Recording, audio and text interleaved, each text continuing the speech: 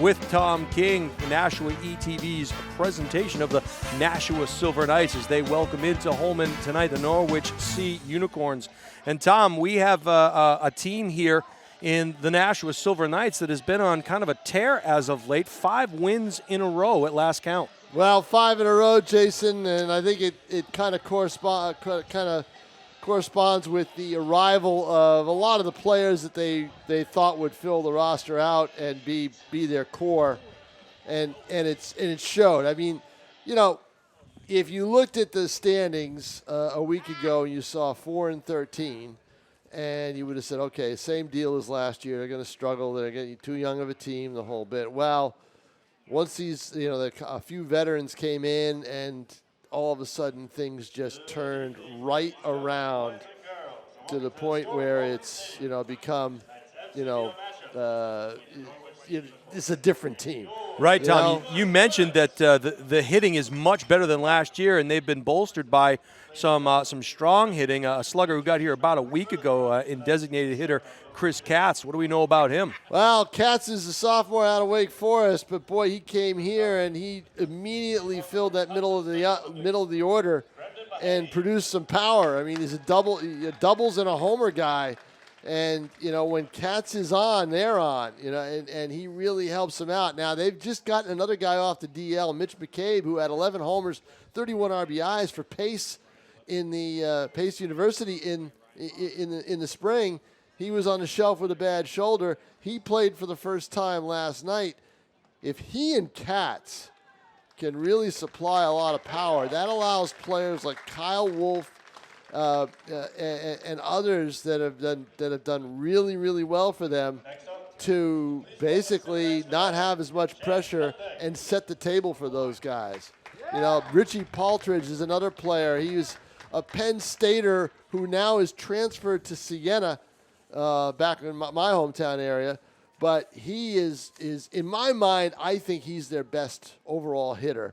And this different team, and I looked at Kyle Jackson last night, and I looked at him and I said, this is a different team. And he goes, no, he said, this is a talented team. Well, there it is. We just saw some ceremonial first pitches here as we're about to get underway. And Tom, tonight we're going to see Josh Roberge, a right-handed pitcher, stands 6 foot tall, 188 pounds, senior out of SNU. And Robo was with this team a couple of years ago, pitched very well, and he's done it again. He's come back.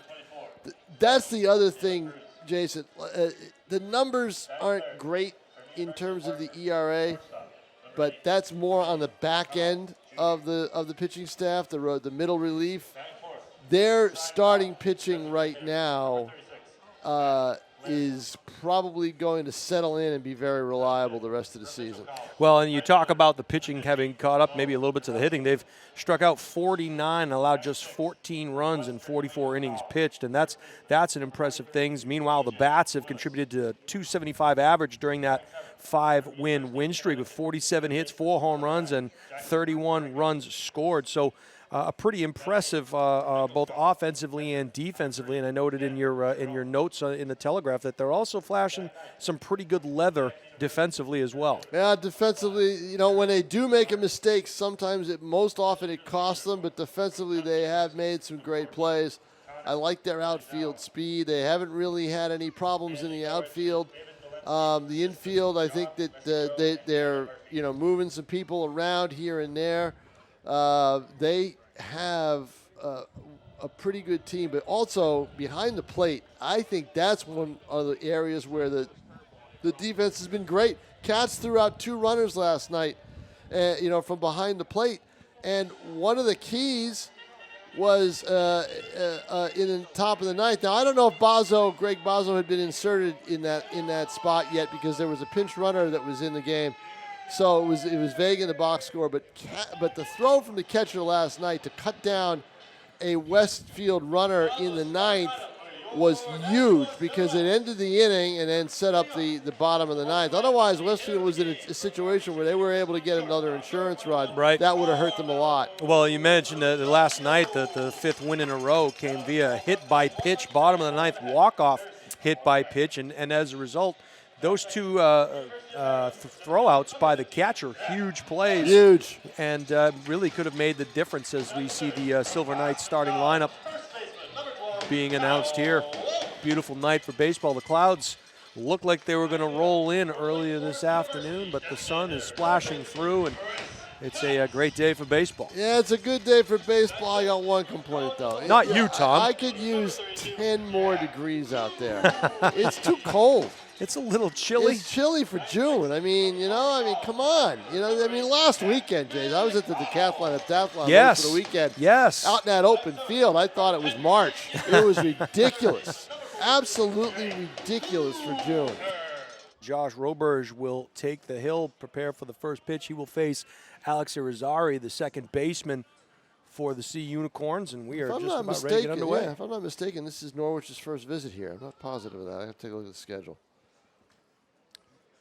From the stretch, first pitch delivery, Cheese outside, taken for a called strike. One of the pitchers who wowed everybody was Liam Doyle, the Pinkerton Academy graduate, who just pitched the Astros to their first state title since 1986.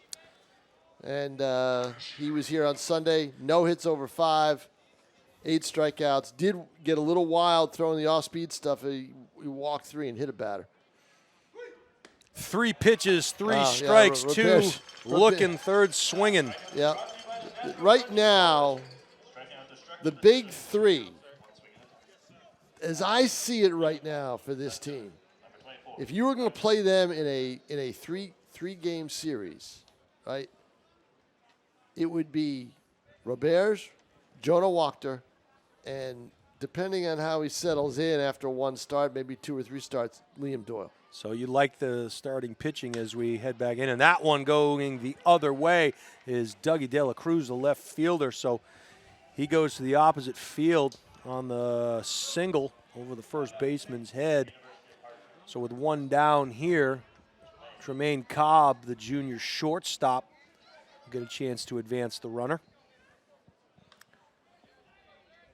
But, Tom, you mentioned that the pitching is starting to come around here. The hitting, the bats have arrived, so to speak, and only a half game behind this Sea Unicorns team in the standings. 8.5, I believe, out of first. But they beat the second-ranked Starfires last night, 8-7. So well, Starfires got off to a great start this year, and now they've kind of come back down to earth a little bit, as you would expect as they go through the schedule, as all of my papers are starting to blow all over the place here in this lovely April weather in June. Ooh, off-speed pitch there. Now, Roberge is going to have to mix it up. He's his best when he throws his slider on the outer half of the plate. No balls, 2 strikes. Watch out for the runner at first. They may try to test the arm of Bazo. Coming outside on that pitch was Roberge. 1 ball, 2 strikes now. De La Cruz takes a couple of shuffles. They wanted that one, Tom. Been a lot of close ones over the last couple of weeks. Count evens up at 2-2. Swing and off the end of the bat. Yeah, just got a piece of that. So Cobb staying alive. Fouls one into the netting.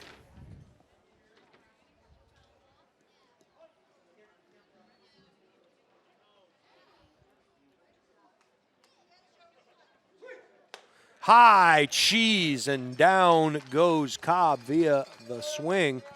So 2 outs via the strikeout, the swinging variety, and that'll bring up the cleanup hitter, Matt Flaherty, the DH.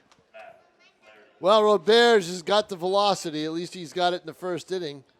And that's when you're the strongest, right? And went up and away. And he'd gone away a lot in that at-bat. Nice pitch there. Yeah, he's dealing right now. And don't forget, and the word gets out, they know he's going away, and that's why that double was away. Right. Or that single was away. Right. Another high fastball called strike. Quickly down 0-2 is Flaherty. Well, that's the key. Stay ahead in the count.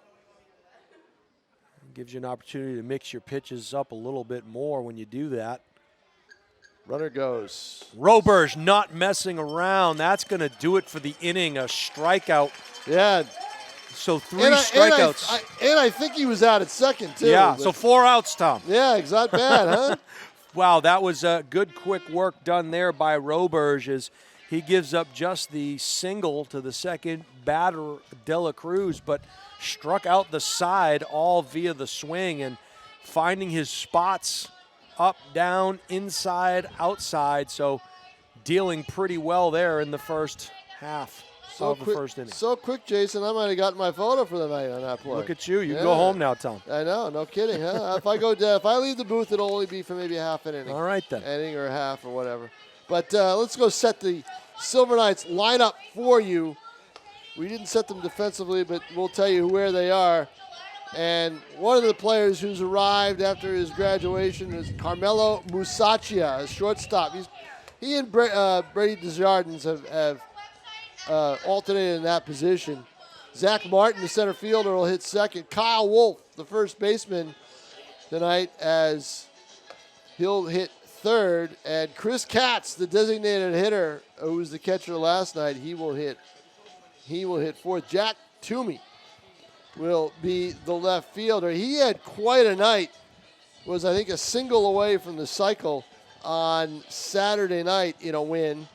And so he is going to be out in left field. And in right field, Pat McConnell. And he will hit sixth. And Jake Cooper, the third baseman, had a huge hit last night. Had a double that he turned basically into a triple on the throw into the infield. He scooted over to third base and ended up scoring the winning run. He will play third and bat seventh. McDermott will play second and hit eighth. Greg Bozzo, the catcher, will be hitting ninth. And, of course, on the mound, Joshua Roberge. And taking the mound tonight for the Norwich Sea Unicorns, number 14, Connor Podeswa out of Waterford, Connecticut. He's a 6'1", 190-pound righty, a freshman out of Tufts University. And he will step in to face Musacchia, the aforementioned Carmelo Musacchia, shortstop. High cheese, ball one. Want to give a shout out to Bob Grimm, the station manager for Chester Public Access Channel 21. He's reporting that everything looks great tonight from Holman Stadium as they simulcast our live broadcast in Chester, New Hampshire. So hello to Chester Public Access Channel 21. Ever been to Chester? Oh, possibly. I have. Do tell. When I was at the Dairy News, the arts and entertainment editor lived out in Chester. There you go. Yeah. Can't get there from here. I was just going to say. In terms of where he lived. He was deep into the woods. Terry Parkinson was his name. 1 ball, 2 strikes. That one taken just a bit outside. Maybe a tad high. Count evens up in 2-2 for Musacchia. And I got my only case of poison ivy in Chester. Well, look at that. How about that, huh? So Chester is near and dear to my heart. The things you remember. That one fouled back and out of play to the right. Yep. Playing volleyball at a company outing. He had a yard. Ball went into the woods. I said to him, "Any poison ivy in these woods?" He goes, Nah. "Don't know." We found out. Does now. The count is full to the leadoff hitter, Musacchia, and he will dig in this payoff pitch here. We'll see what Podeswa dials up.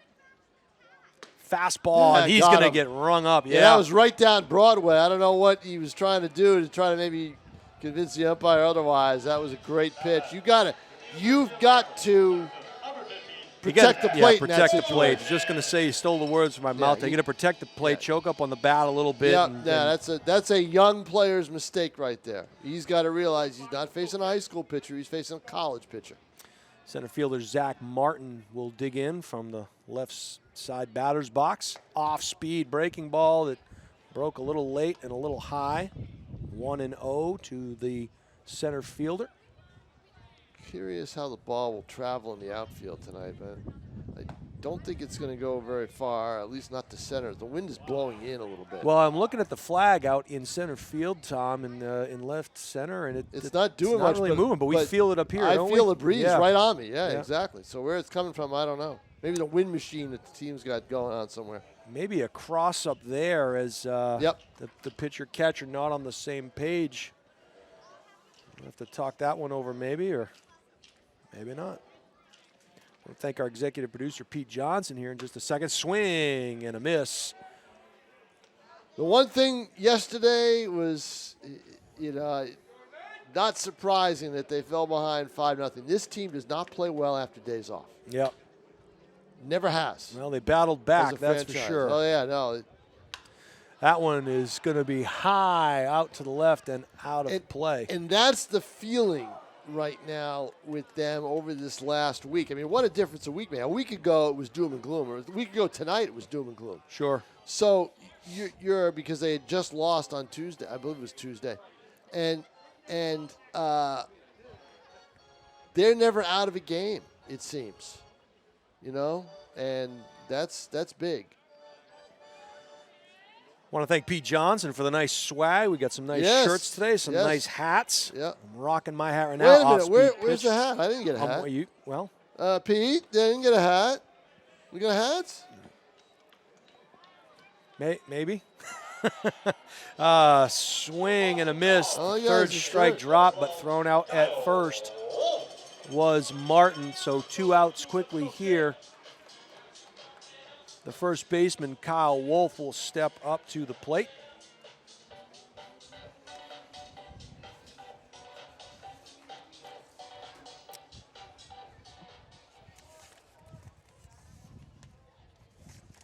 Definitely a wind here. Is that pitch inside? No. Don't leave. Yeah, make sure all your papers are not nailed down. I know. They're going to blow all over the press box.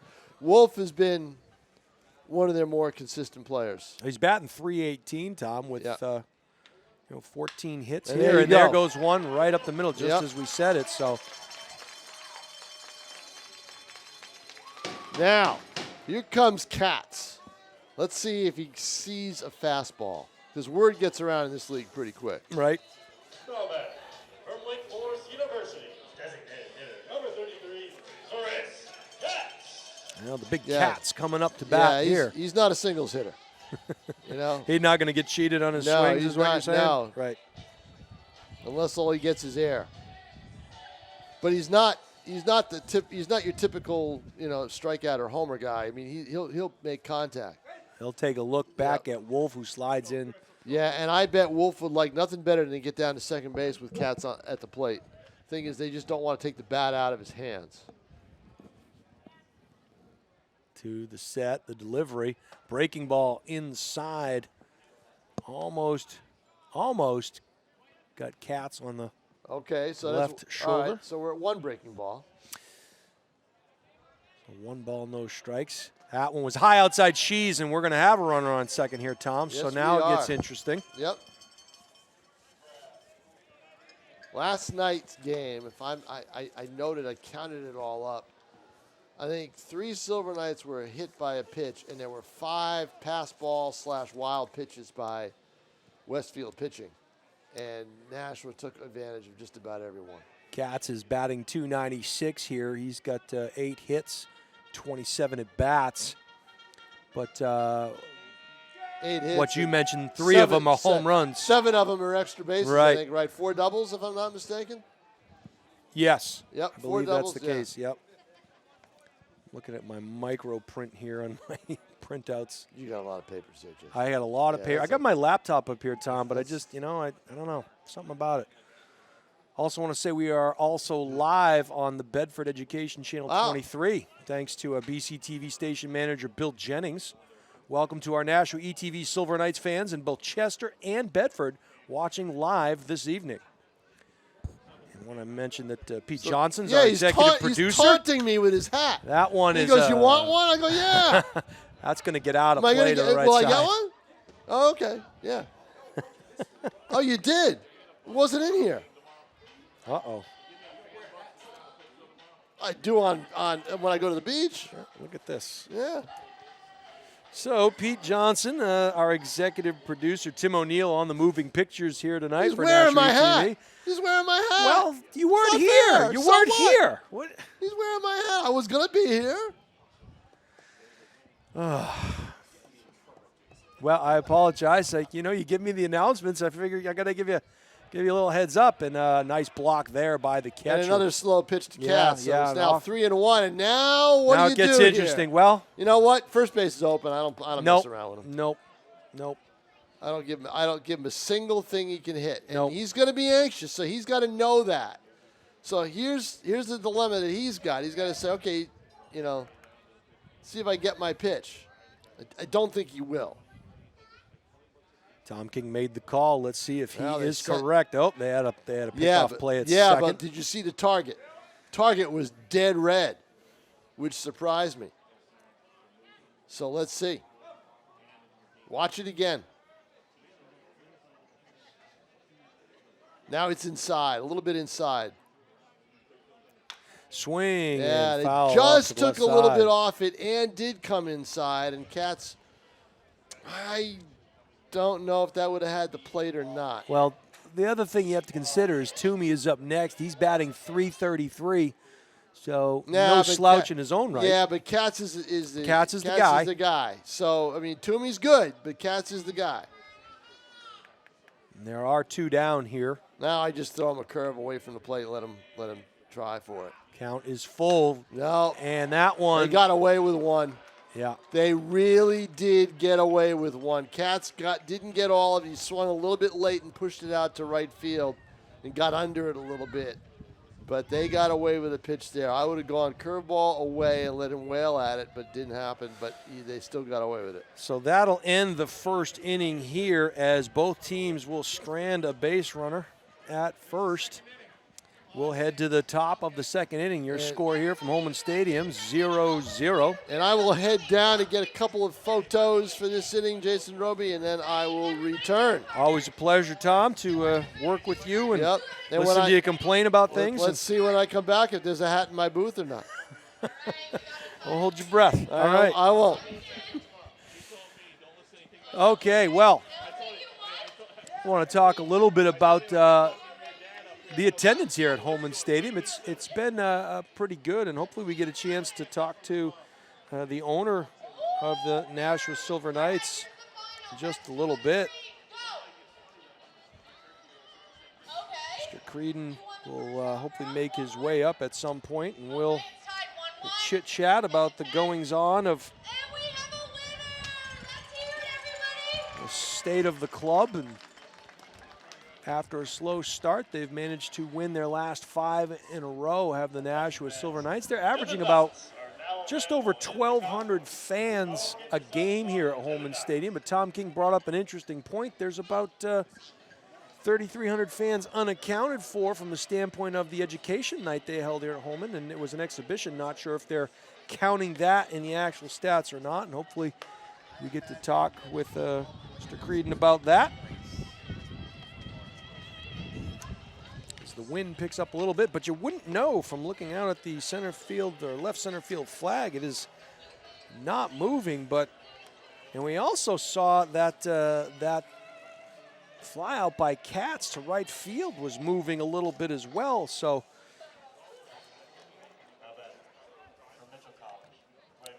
see if that starts to play a part in this evening's game, as coming up for the Sea Unicorns is the number 4 hitter, Hunter Jaworski.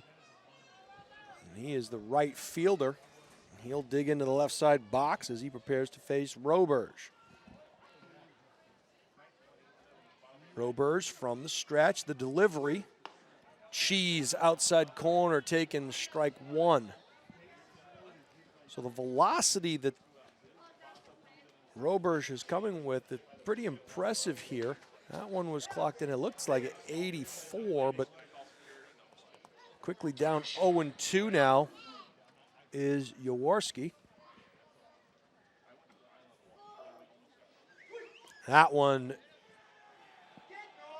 hits Jaworski, and he will head down to first base. He was hit by that pitch and See, Unicorns will have the first runner on here in the top of the second inning. From Western New England College, CJ, what you talking about? Willis will come up next. He is the first baseman. Different strokes reference there for those of you who go back that far. Check back at first. Jaworski gets back standing up.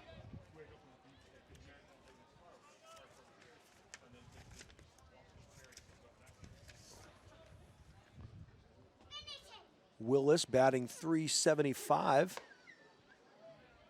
3 for 8 as he is ahead in the count 1-0.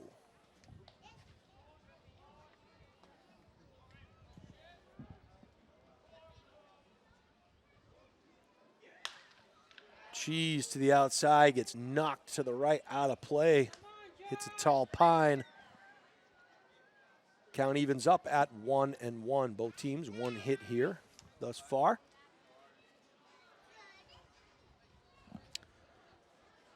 Last night, that one taken low in the dirt for a ball. Last night, the Sea Unicorns beat Brockton 18-7. So the bats were on display last night for this Sea Unicorn team.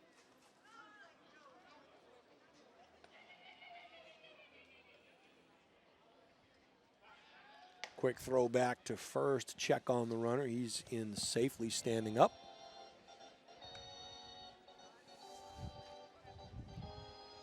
Two balls, one strike to the first baseman. Swing and a miss, and a throw down to second is launched into center field. So the count is 2-2 to Willis.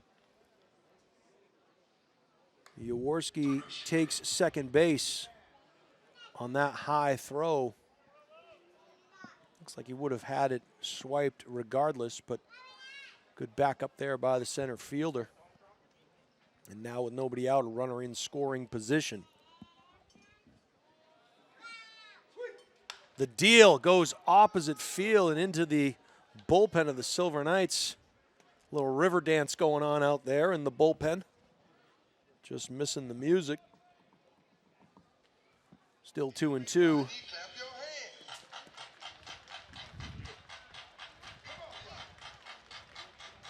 And Willis going the other way, probably would have plated the inning's first run, or the game's first run. Just missed it.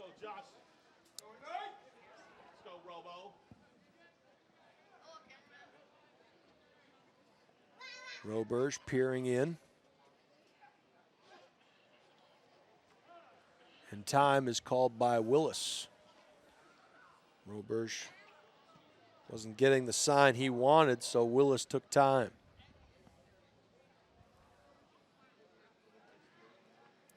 And now Roberge will step off the back of the rubber before he resets himself, so pitcher-catcher not on the same page. Now they are. Peer over to second from the stretch. Swing and a ball laced. And they got the runner at second in a rundown. An interesting play there. We'll see how they cover it. And well done. They'll run him down there. And a nice job defensively as Willis will head into second. But they got the lead runner, so good heads-up base running by Willis as they get Jaworski out in the rundown. So the first out is recorded.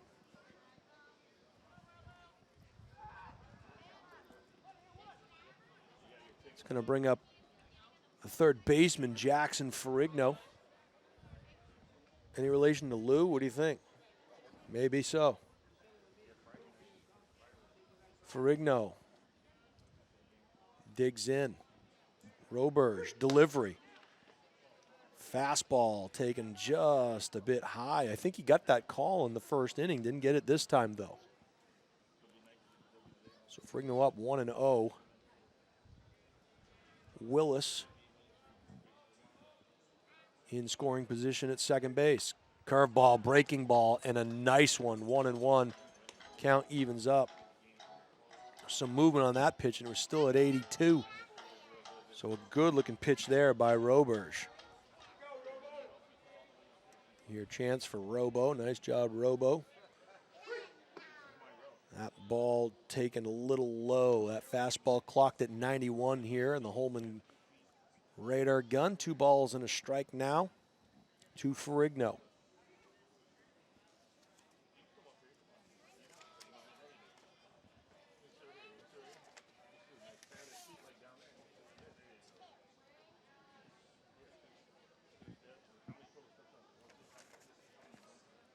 Ferrigno digs in, and a high chopper. Had to get it on the short hop. There'll be no play at first. Tricky bounce there off the glove of the shortstop.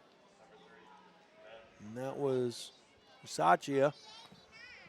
So now runners at the corners for the Sea Dogs. Still just 1 down. Double play is in effect here.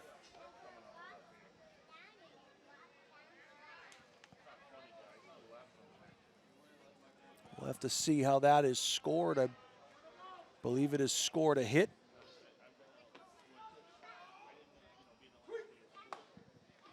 So Ben Jerome, the catcher, takes strike 1.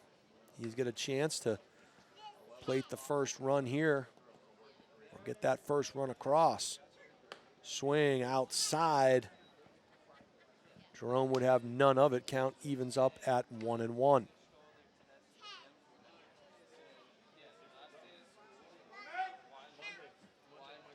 Home plate area is shaded.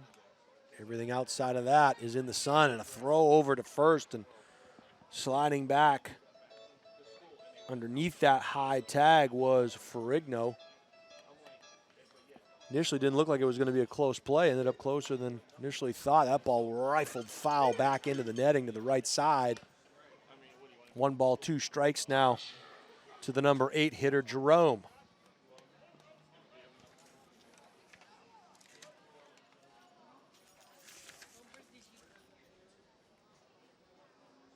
Jerome. Swing and a miss. A throw down to second. Runner at third does not advance, so there'll be 2 outs as Jerome goes down via the K. That'll bring up center fielder Jared Zimbardo.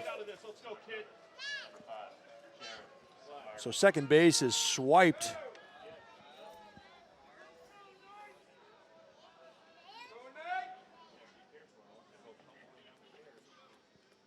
Zimbardo batting just 149 here on the season. 7 hits and 47 at bats. So have to do what you're expected to against these hitters, as Jerome batting just 95. So the 8-9 hitters for the Sea Unicorns, if you're the Silver Knights, you won't want to let them hurt you, and a base hit here could bring in 2 with 2 down. That curveball taken for a strike, so count evens up at 1-1. That one was in at 81 miles an hour.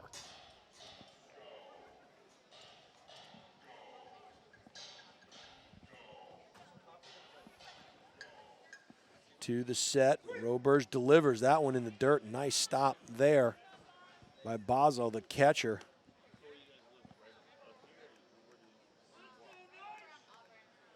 Probably would like to see Roberge go right at these guys.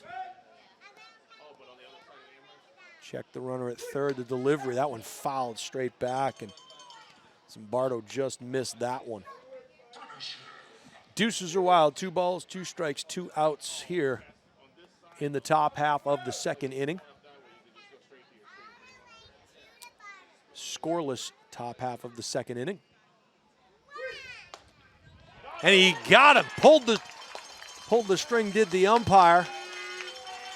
And Roberge waves over to the Sea Unicorn dugout. I'm sure that won't be taken kindly.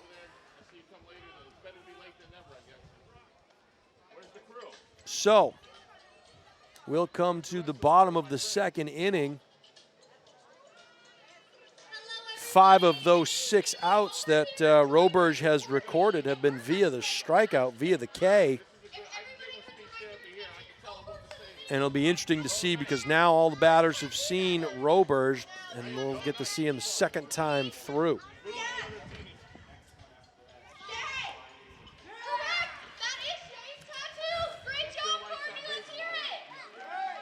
So to start things off here in the bottom of the second inning, rather, will be Toomey, McConnell, Cooper.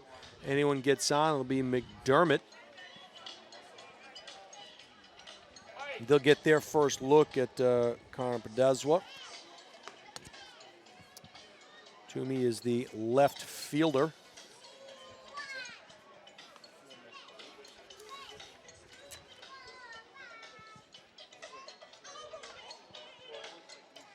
Toomey is batting .333 on the season. He's got 10 hits in 30 at-bats. He's scored 9 runs. And that's just in 10 games. He's got a triple and a home run, 5 RBI. He's walked 5 times. He's been hit by a pitch once. He struck out 7 times. On base percentage. So Jack Toomey will step in. He's got a full 44 on base percentage. Does Toomey, the left fielder.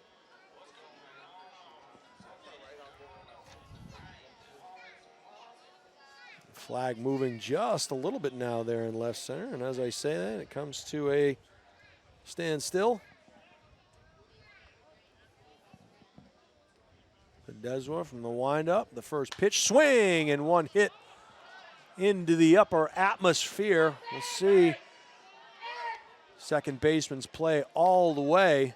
Long way to go, but he'll register the first out.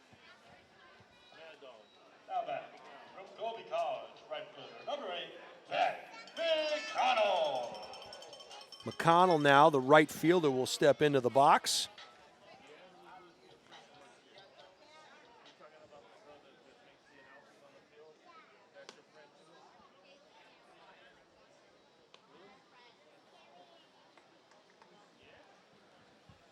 No stats here on McConnell, so see if we can pull something up. That pitch is outside. 2 balls, no strikes now to McConnell.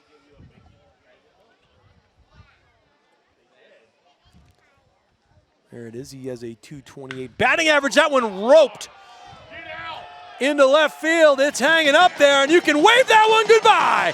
Keno, 603, home run. And going yard was McConnell. Prior to that, he was just 13 out of 57. But he'll pick up his first home run of the season. And he goes yard and gave that thing a ride. Home run for the right fielder. Jake Cooper will come up in the 7th spot. The third baseman digs in. We'll see if he can follow suit. Swing. Slow roll to the shortstop, and he muffs it. And it'll get kicked around into short center field. Second baseman backing it up. So Cooper now on first. So with 1 down here, suddenly Silver Knights got something cooking. A 1-0 lead, runner on first. And anytime you can get the bottom of your order on base, that's a good sign as McDermott, the second baseman, will now step into the box. McDermott batting .205, 4 out of 19 on the season.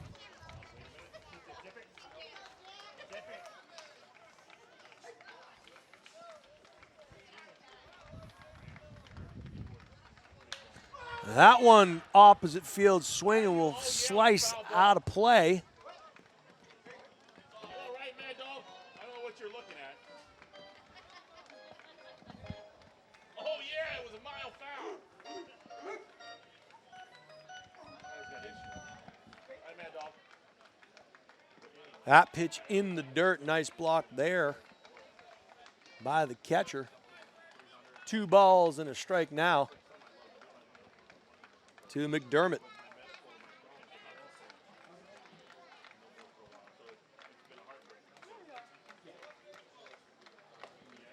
Inside pitch taken for a called strike. McDermott didn't like it, thought that was inside.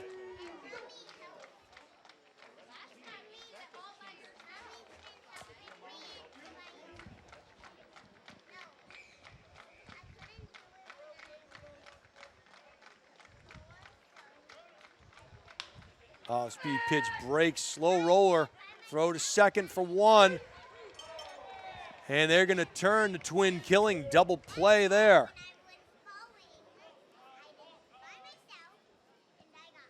Fans, please direct your attention to the video board for a message from St. Joseph's Hospital.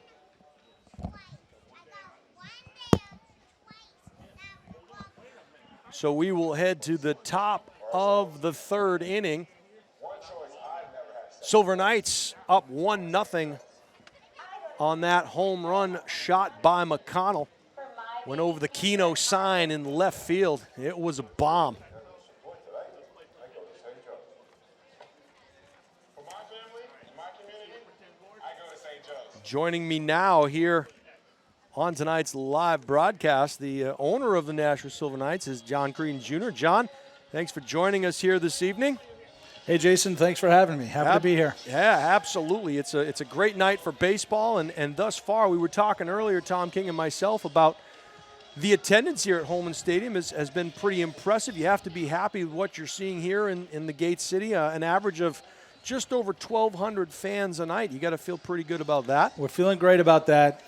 Building on that momentum we had from a wonderful sellout crowd. I think it was last week with all the school kids. This place was packed to the gills, and over 3,000 people had the time of their life that day. And Tom mentioned to me, John, about that. Did those numbers count for that average, or did they not? They do, right? Yeah, that for sure. Yeah, that counts. And that was a pretty special day. We were able to, thanks to the generosity and support of some of our sponsors like Cisco Foods, we were able to feed all those kids for free that day as part of their ticket price. What a great experience for those kids and here in the city, and to bring them in and get a chance to watch some good baseball here. And speaking of good baseball, John, you got to be real pleased with the product that you have on the field here, especially the last 5 games have been 5 wins for the Silver Knights. It's good stuff. You know, you can't get too high or too low in the beginning of the season. You know, all these guys are coming from around the country. They've never played together before. They've never worked with our coaches before. High ground ball and a good stab there and a nice play, flashing the leather there. First put out of the inning for the Silver Knights is a good play by Wolf. He battled the sun there, was able to get it and get it over to Roberge to get the first out of the inning. Talking to John Creedon, the owner here of the Nashua Silver Knights. And Tom and I were talking earlier, John, about this experience. This is your 3rd year now, right, in terms of ownership of the club, but really your first full year considering all of the COVID issues and the new policies and procedures put into play. You know, can we have fans? Can we not have fans? You purchased the team. You became owner of the team relatively late, right? In I believe March. So like this really your first year to put your mark on this program. Is that accurate? That's true. Yep. The way I've described it. So we're into our 4th season now. And it looks like 3 up and 3 down quickly for the Silver Knights as owner of the Silver Knights, Mr. Creedon, joining us, and as a result, his club flashing some serious leather out there. But you stay with us, John. We'll continue this this conversation because I'm interested to see, you know, the differences between this year and the prior years from the standpoint of all the things you had to deal with. How is it different now than it was, say, in year 1, 2, and 3?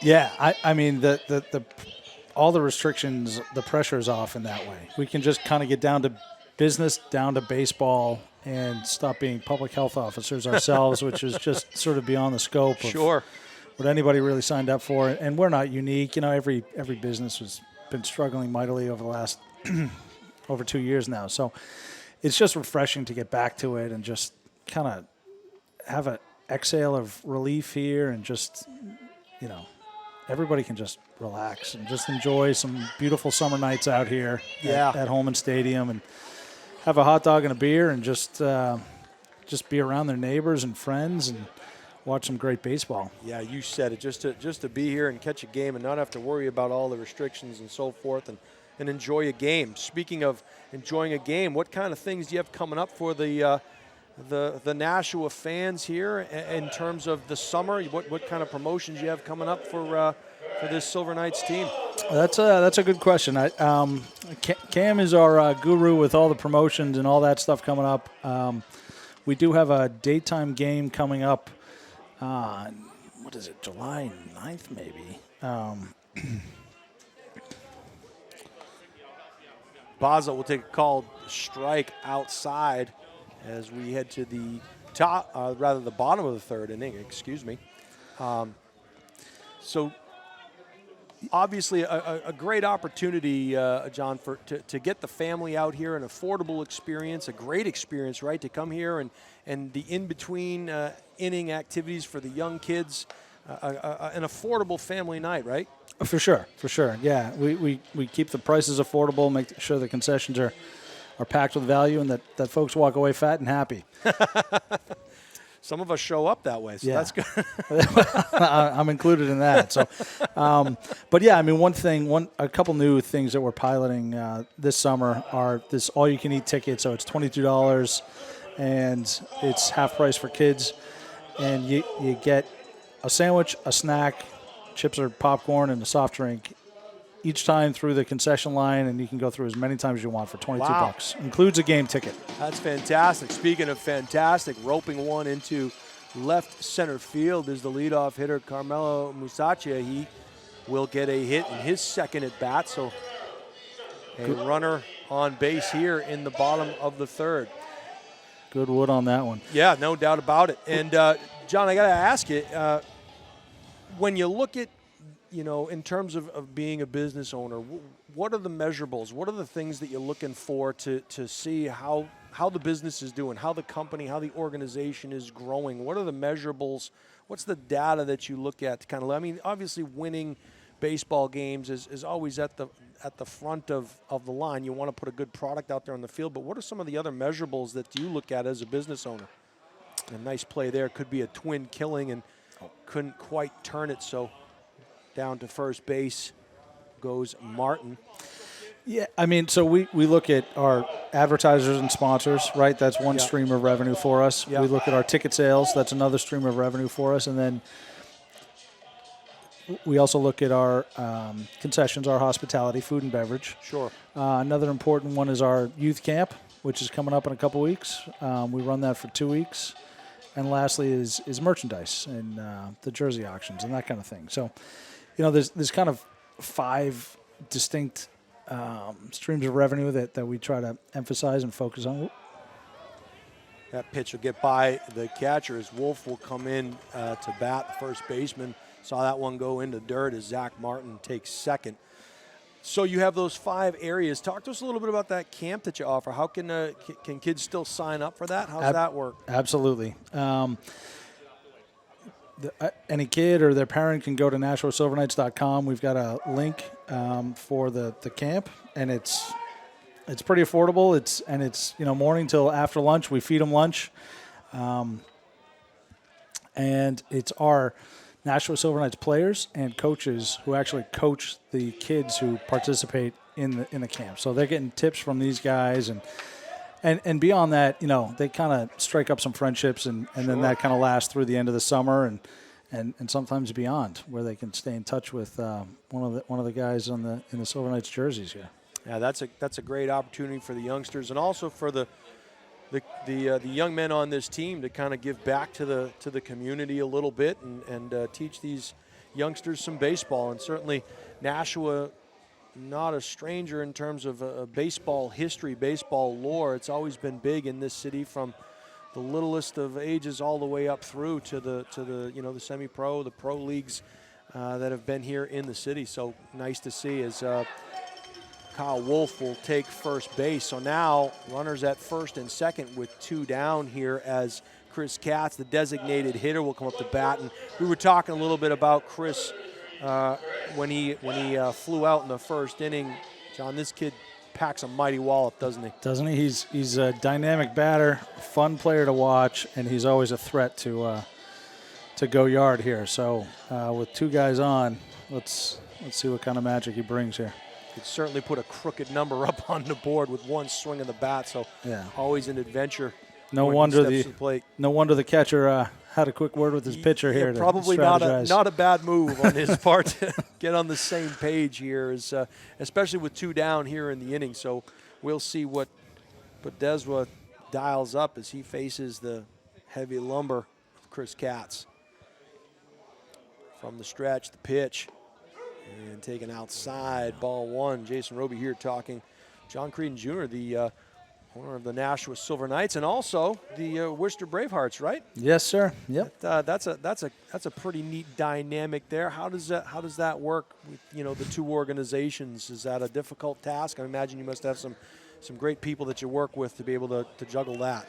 It's you're right. It all comes down to the quality of our leadership and staff, and we've got two great GMs with the respective teams.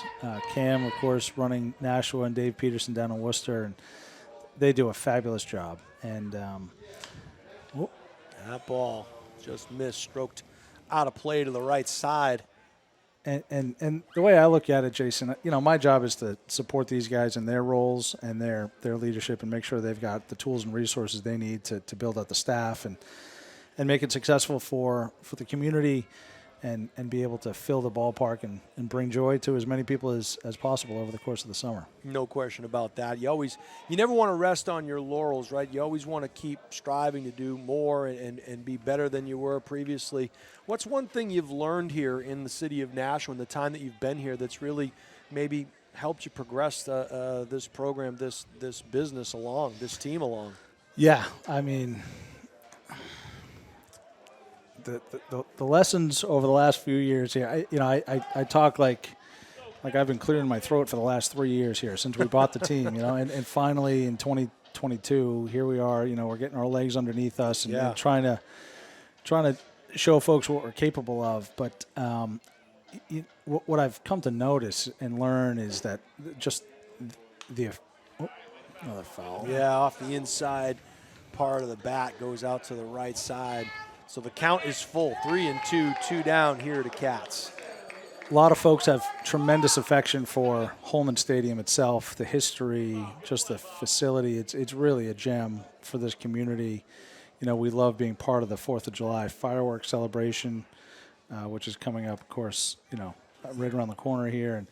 And for the first time, we're going to be able to actually host a morning game. Outstanding. That was actually my next question was what do we have planned here 4th of July? What's on the itinerary? Yeah, so we're going to have an 11 a.m. game. The city of Nashua was generous enough to purchase a block of, I think, 500 tickets that have already been claimed so that Katz will walk, and the bases are now juiced. Nowhere to put them. They weren't giving him anything to hit. It's you know what? We'll put him on. Yeah. So we'll see what Toomey can do as he comes up with the bases loaded. But go ahead. So 500 tickets city purchased. Yeah, and kids are going to be free that day, which is terrific. So we're expecting a pretty special crowd that day again, and it's going to dovetail nicely into the usual 4th of July celebration that happens on the field where, folks can bring their blankets and claim some spots, and then there's going to be music going on in the afternoon and evening leading into the fireworks display. So pretty special day lined up. We'll see if we can make it kind of a new tradition, being able to have the Silver Knights with a matinee game. I mean, nothing better than a little baseball on the 4th of July here to celebrate the country's birthday, right? Yeah, no question about that. A great time for the folks in the city of Nashua here. A great opportunity ahead of them as that ball is roped to the shortstop. That's going to register the third out. So getting out of trouble there was Podeswa and company. So we'll head to the top of the 4th inning. Still a 1-0 Silver Knights lead, but a great opportunity, a great chance for the folks here in the city of Nashua. especially if you've never been to Holman Stadium. And if you haven't been, you've been living under a rock for the last 100 years. But a beautiful facility, a beautiful field, a great product here on the field, a chance to watch some fireworks at the conclusion of the game, and just a wonderful time for everybody. So, John, I want to thank you for joining us here on Nashua ETV. Want to wish you the best. Have a great summer, and congratulations on what this team has been able to do the last 5 games here. Looking forward to some more great baseball as the summer progresses. Thank you so much, Jason. My absolute pleasure, and we appreciate you being here with your team and covering our game so well. So thank you so much. Well, our pleasure. That is John Creedon Jr., the owner of the Nashua Silver Knights, gracious enough to come up here and do an interview with me, and even better than that, we listening to John, that means we didn't have to talk to Tom. So everybody wins as we'll head to the top of the 4th inning here. The Silver Knights nursing a 1-0 lead. They left the bases loaded that last half inning as the Norwich Sea Unicorns will come up. The Sea Unicorns, a 10-13 record. Prior to tonight, they've won 2 games in a row, including that 18-7 win over Brockton last night. And tonight, obviously, the Silver Knights with a chance to notch their 6th win in a row. They've really turned things around. They started out 4-13. They find themselves now at 9-13, including a win last night on a walk-off hit by pitch in the bottom of the 9th. And a chance here to get win number 6 in a row. Stepping into the left side box, Matt Flaherty, the DH. Did you notice something, Jason? I enjoyed myself immensely talking to John Creedon Jr. Yeah, I'm sure you did. You going to wake him up at 7:35 tomorrow morning, too? So if you notice something at the end of the 2nd inning, yeah, did you notice anything when the pitcher walked off the mound? Yes, I did, and I called it. Yep. He looked over to the dugout and waved bye-bye, and I said, oh, boy. Yes. Yeah, and I made it a point to note that. There was a lot of chirping going on back and forth. Yep, so little gamesmanship there. We'll see if... It's the 2nd night in a row that's happened here, that there's been back and forth between, the chirping going on and everything else. And speaking of which, Roberge turned his back to the home plate. He did not like that last call. He thought he had strike 3, so... Yeah, it was out of part. 1-2 now. That ball out of play. Staying away again. But mistake last inning. You just issued a walk, got one of your guys on in a walk, and you swing at the first pitch. Yeah. With the bases loaded. Yeah, he had the bases loaded, had an opportunity to see some pitches. You got to work. You got to work the pitcher. You got around quickly on that one. It's just laced foul down the third baseline. That's a common. I mean, that's a common mistake at any level in baseball. Right.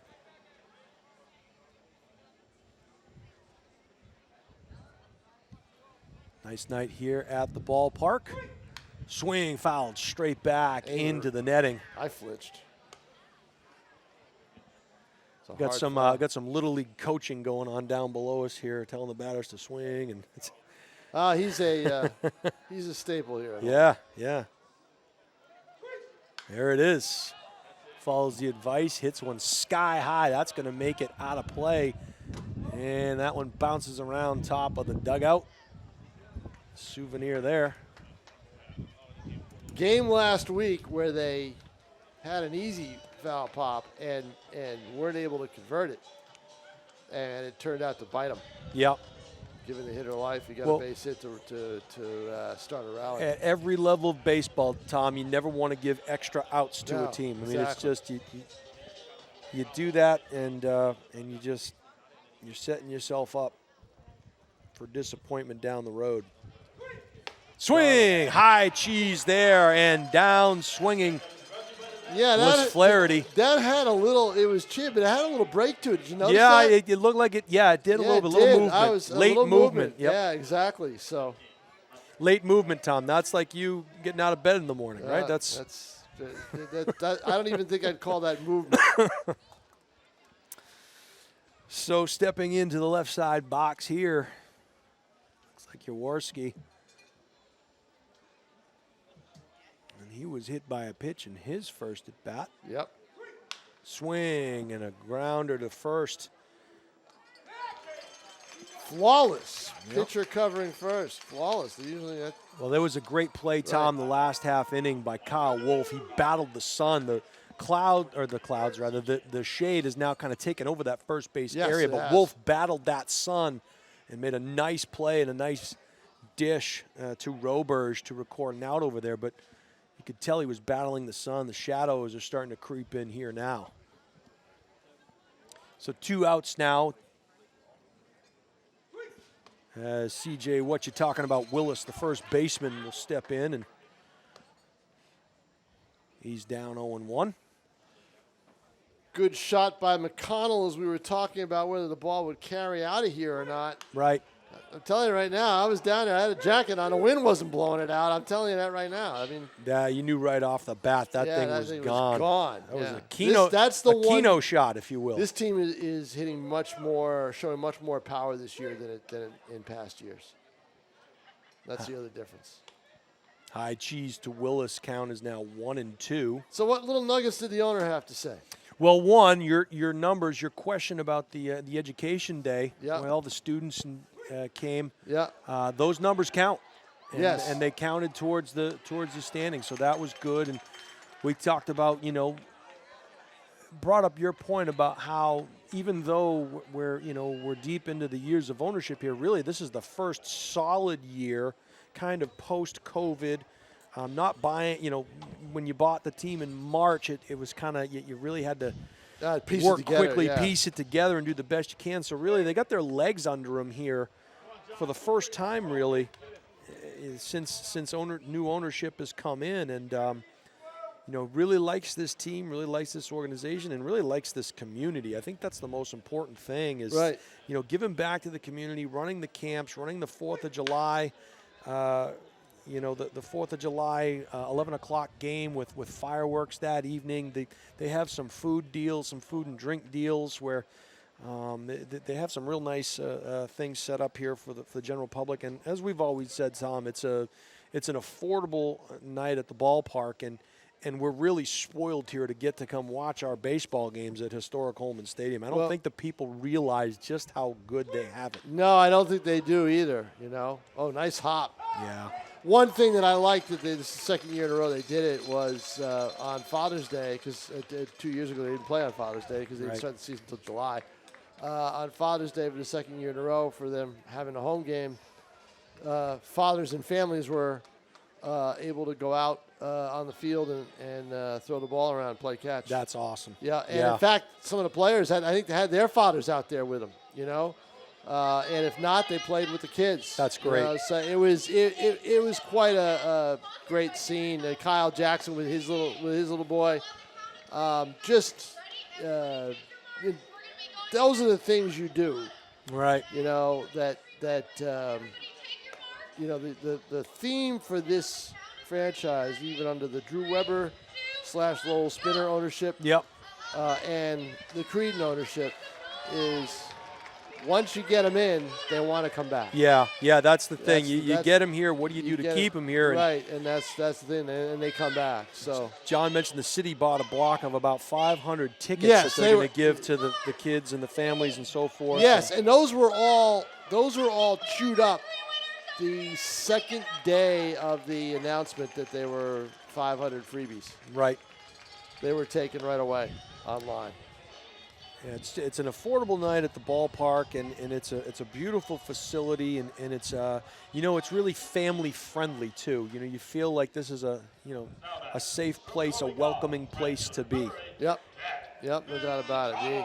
The only problem with the fourth game is it's 11 a.m. and I gotta get out of bed and get here. You need a wake up call, Tom? Yeah, I think I could probably use one from you that day. Yeah. There you go. Yep. And by the way, Pete Johnson offered John Creedon a hat.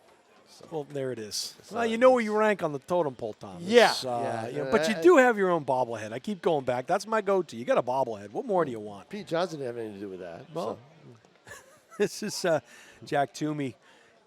Swing, and it gets by the diving glove of the second baseman, so Jack will get on. Yeah, one thing with Toomey at the plate, he's going to hit it hard. Right. So bottom of the 4th inning, Silver Knights have the leadoff hitter on as Cooper Actually, will come to plate. Yeah, that wasn't Toomey. That wasn't Toomey? No. Was that McConnell? That was Excuse McConnell. me. Excuse me. Who I had already that has right, the yeah. home run. Who had the home run. now- So he's 2 for 2 So now tonight. he's 2 for 2, Yeah, and we yeah. totally dissed him. Sorry. Good job. Listen, I was in the same boat. I had the wrong thing marked down as well. that Foul ball just fouled. Just foul. Would have been a tough play from third. So as Tom mentioned, that was McConnell, and he had the single to the opposite field. And he is on first base. With Cooper up, who's a contact guy, Right. I'm wondering if we see a little hit and run here. Quick check on the runner back at first. He And- slides in. And they're wondering the same Yeah, thing. that was a good call there. They definitely were wondering.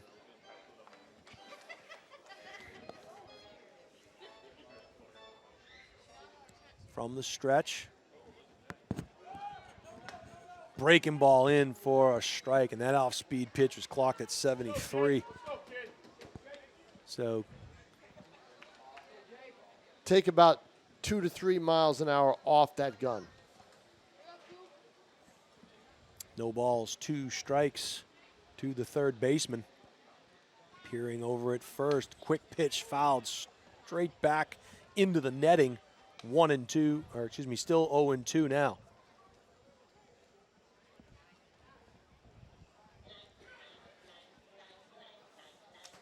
Yeah, so John had some great things to say about, obviously the city and the camp coming up and Yeah, and the product on the field. Obviously, you can't overlook that. He really likes this team, and he mentioned, anytime you bring in a bunch of guys from all around the country together, it's going to take some time for them to gel, time for them to come together, and I think we're seeing that now as the season progresses. Runner takes off, swing, and a foul on the third base Hit and run. side. That was designed for first and third. So, Got to take advantage of the leadoff hit. Yeah, that's true, but you don't want them to start 4 and 13. I think the problem is that it basically is 2 waves of players. right. High pitch there. And Yeah, if I'm McConnell, I do a little dancing around first base. I want that pitcher's attention more and get him off the hitter. Podeswa seems to takes a peek over, but really holds it long in that stretch position. Now he comes to the plate. That ball low and outside, and he's paying attention to McConnell now for sure. Well, with 2 strikes, he will be. 2 balls, 2 strikes, nobody out. McConnell is the runner at first. He has provided the only run for the Silver Knights thus far with a bomb to left center. I guess more left. And that off-speed pitch, I don't know where that one was, Tom. As I always say to John, too, you've got a better angle than I do because I'm off to the side. Yeah.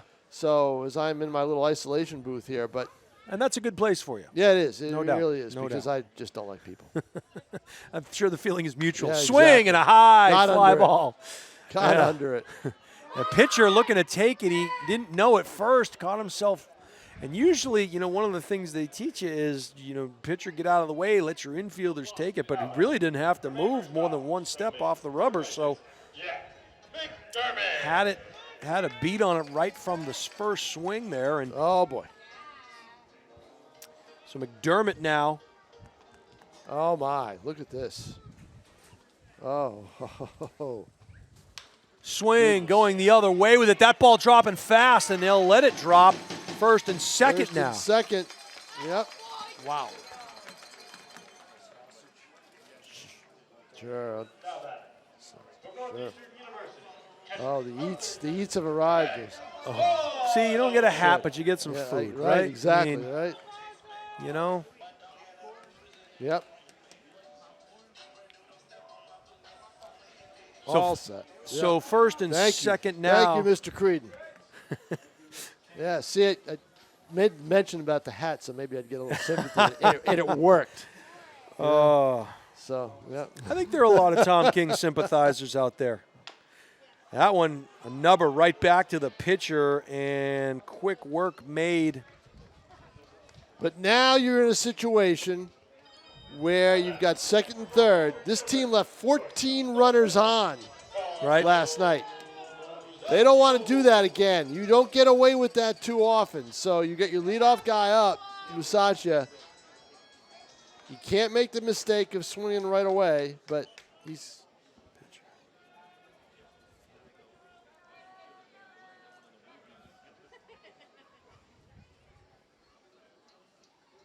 Swing. He did. Missed there. Boy, there were bad intentions on that one. No kidding. Second and third now, 2 down, so the leadoff hitter with an opportunity here to put a crooked number on the board with one swing of the bat. We'll see what Musacia can do. Time is called.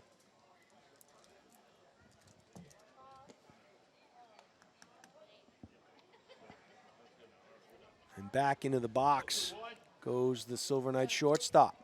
Off speed away. No, he sets up in the middle. That is off speed, and it stayed inside, called strike.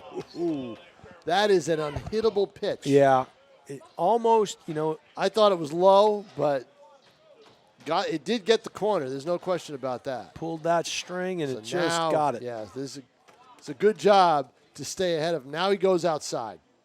Swing and a miss. On 3 pitches. Yeah, that's it. That was a great job dealing. And Musacia was overmatched. Yeah. No doubt about it. And runners are left at second and third, and the Silver Knights can't get away with that too often. So I think one of the things you look at is the fact that they're facing some good starting pitching. It's later in the game when you get into the bullpens that the game tends to change. I gotta take a break from the broadcast here, Tom. I also got some food. John just dropped it off. Yeah, they have done a great job of providing that for us this year. I mean, it's been outstanding. But you can tell that there's an owner's touch tonight. Pete Johnson bringing me the condiments up here. Look at this. This is like first-class service here. Wow, how about that, huh? So now he's probably got an extra hat for I got a Gatorade sauce, I got a burger here, and I got a hat. What'd you get? Yeah, well, I got the chicken tenders, fries, sausage, Gatorade, and I do have a shirt. All right, good. I got a shirt as well. I just don't have the hat. Yeah, okay. So it's a good night here at the ballpark. We're being fed. We're being clothed. Yeah, I know it. And in my case, I need it. Still 1-0 here, Silver Knights, as we head to the top of the 5th inning off the McConnell bomb over the Keno sign. You work for the city full time. I only work for the city part time. Define work, Tom, because I think we have. No, last day of school today here in the city of Nashua, so we'll head into the summer with. Now today was just for the teachers only. Teachers right? only. Kids were already out. Right. Kids were already free. Yep. Yeah, I know that the kids are out of school when they're skateboarding at 11 o'clock in the morning. There up you and down go. The street. There you go. Are you a skateboarder, Tom? Were you one of those guys? Were you able to? You skateboard? I had the board down, Pat, but not the skate. I tell you, some nights at Stello Stadium, I'll watch before the games and so forth. That stuff is unbelievable. Some of those kids are doing some amazing stuff. It's an art form. Yep. It really is. Yep. But there was just no. I was never a big. I could barely ice skate. Loved ice skating. I was a big ice skater. If I tried to ice skate now, forget it. Yeah. I'd either crack my head or I'd break an ankle, one or the other. So, well, in fact, I haven't ridden a bike in years. I wonder how that's gonna. I wonder how that would go. Got to be careful on those 2-wheelers. Yep. Or do you still use the training wheels? You're a 2-wheeler guy, right? You? Yeah. No, okay. Yeah. Jason Robbie, I used to ride long distance. You were a trekker. I was a 50-miler. Look at you. Yeah. Yep. Should get back into that, Tom. Got to make sure I can at least stay on the bike first. Yeah. All right. Well, there it is. You learn something new every day. Yeah. It's about 120 years ago. There you go. Yeah. Were they square wheels back then, or were they? They were still round. Okay. But they were tandems. Jackson Ferrigno Swing and a miss to the 7-hitter, the third baseman. 7-hitter and a new pitcher for the Silver Knights in this game. So we'll get the line. What we got? Swing to the first baseman. Nice play there by Wolf, and another nice job. So let's see who we got here on the mound, Tom. Tell you in just 1 second. I believe, is it Nolan Lincoln out of Londonderry? I believe. Eyes tell me it's 33 out there. I'm thinking 38. 38? I'm guessing. Let's see. Swing, rope to third, and yeah, it is 38. That's Nolan Lincoln out of Londonderry, New Hampshire. 6'4", 220-pound righty, a junior out of Eastern Connecticut. Who just won a national championship Division III with Eastern Connecticut. There it is.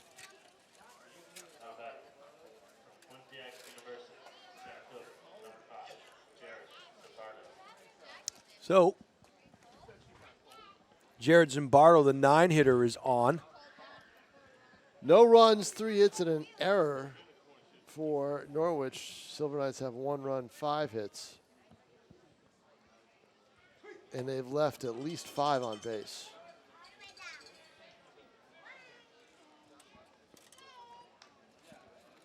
No balls and a strike to Zimbardo, the center fielder. He struck out looking his first at bat.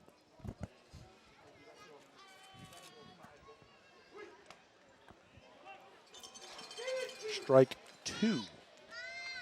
Jason Roby, mastering the art of eating and talking. Have I mastered or do you know? Time. Oh, I know. The audience does too. Oh, nice pitch. I mean, it's a sausage with pepper and onion here. What am I supposed to do? You can't do that to me. Oh, my goodness. 1 ball, 2 strikes, 1 down now to Zimbardo. That pitch taken outside. Still just the 1-0 score here. Tying runs on first.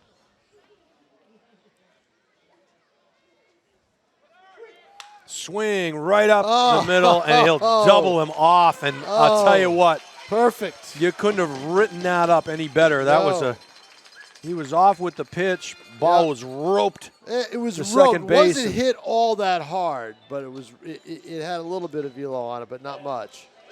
But right to him. He took 1 step. They got Tom King's toothbrush down near home plate here. Yep. There it is. Once again, want to say hello to the Chester Public Access Channel 21. They're simulcasting our live broadcast in Chester, New Hampshire. Station manager over there is Bob Grimm, and also live on Bedford Education Channel 23. Thank you to BC TV station manager Bill Jennings. Welcome to the Nashua ETV Silver Knights fans in both Chester and Bedford. Watching with the Nashua fans live here this evening on Nashua's ETV. Bedford baseball team had a good tournament win over BG, mild upset. 2 wins over BG this year. And then the girls lacrosse team fell to Girton in the finals. Tennis, the boys team knocked Nashua South out with a semifinal win before they fell to Hanover in the finals. So I made 2 trips to the Bedford tennis courts this spring. One to see that semifinal match, the other to see Alvern girls win the state championship. And there it is. 5 area state champions we had team-wise this year. That's pretty good. Yeah, in the spring. So that's not a bad spring for the Nashua Telegraph area. Tom King putting the mileage on the vehicle. And remind me about that because I got to put in for the mileage on the vehicle. All right, here we go. Bottom of the 5th inning. Silver Knights still up 1-0. Yeah, Martin, Zach Martin. One of the underrated players on this team does a lot of things. Get speed, get on base. Breaking ball that does not break. Martin ahead 1-0. Silver Knights need to add to this lead, though. They do. living dangerously. Martin batting .300 here on the season. Yeah. He's 6 out of 20. He's had a good start. 2 RBI. That pitch low and inside. Now it is 3-0. Taken all the way here, Tom? I would hope so.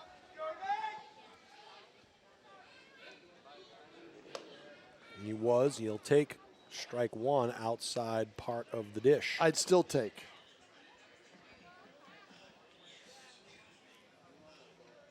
He's now try to work something. Swing and foul to the right side. Yeah, he probably swung at strike 2, but I couldn't be sure. The pitch was starting to go down and in on him.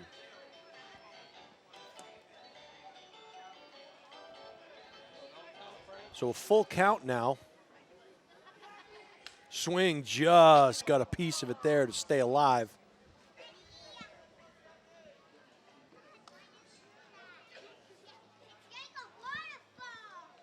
No John Collins here tonight, Tom. Nope. Swing outside, so went chasing ball 4. It's a beautiful night at Holman Stadium. Well, actually, John will be with me for an event that you and I have done. Yes, a he couple will. Of times. Yes, he will. He'll be here for the New Hampshire High School Girls Hockey Invitational. And that is a great event. I had to. I will unfortunately be in the great state of Pennsylvania that week, and yeah, John will enjoy that very much. That's a good time and a great event. Breaking ball there, taken for a called strike. I saw something in there on their website that looked. They added something to it, a fastest skater competition, I think, something like that. Is that right? Yeah. So yeah, I wonder if when they'll do that, between games or. It's Kyle Wolf, first baseman. He's been on a couple of times here tonight and flashed some leather in the field. Done a real nice job. He's going to take strike 2. Boy, nice pitch. You hate to see that though, with Martin getting ahead in the count 3-0, and then pitcher battles back like that. Yep.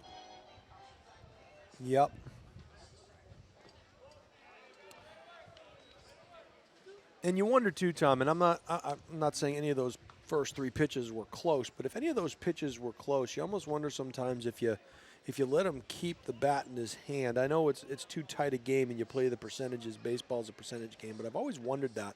Like if those balls are actually close to being strikes, is it smart to let him keep the bat in his hand? I don't know, because you're going to get a strike if he's been close. Well, they work. The only one I thought that might have been a borderline ball would have been the 3-1 pitch that was down and in. Okay. Full count to Wolf, the first baseman. The delivery, swing. Got a piece of it. Got a piece of it. Stays alive. Yep.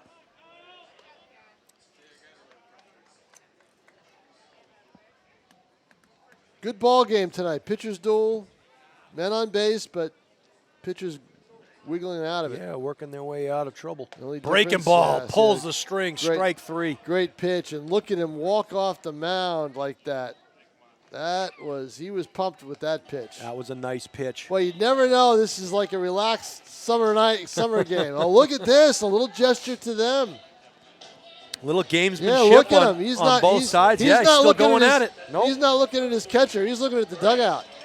They are going at it here. This is good. And a great game. These teams separated by only a half a game in the standings. And you're seeing a good battle here between these two tonight.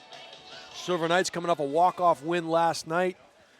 And the Sea Unicorns took Brockton out behind the woodshed with an 18-7 victory of their own. So another breaking ball, and he's pulling the string, and he's feeling it now, Tom. Let's go 3-3. But you don't want to get too cocky against Katz. No, you don't. He was Pete Johnson bringing some popcorn up here. Yeah, that big bag. Well, I got a plate of it, but you got a plate of it. I got a plate of it, yeah. But I got like all kinds of food up here. Oh yeah, this is great. You got a hat too. And I do have it's a nice hat. Yeah, it is a nice hat. Yes, it is. Ooh, fastball. And there it is again. Look at him, see, right into the glove, the whole bit. Boy, this is just going back and forth. Boy, oh boy. Both of these teams are my, battling. Oh my. I think it started with the home run. I really do. Hotel is close to many dining options in the area. And But there is some John going back and forth here. $3 million So renovation of the hotel includes 100 renovated modern guest We're going to head to the top of the 6th inning. and business centers. Keep your team in Norwich still down just the run. or have a cocktail. I'll be okay. I'm all set, Pete. That's okay, Pete. You know, I'm okay just to make you feel guilty. That's all. Nice hat. Silver Knights with 1 run off the 5 hits, no errors. Meanwhile, the Sea Unicorns, no runs on 3 hits and the 1 error. How many times do you see the guy who's supposed to give you the swag actually take the swag that he was supposed to give you and wear it? He likes it. It's a good-looking hat. Yeah, I know. Yeah.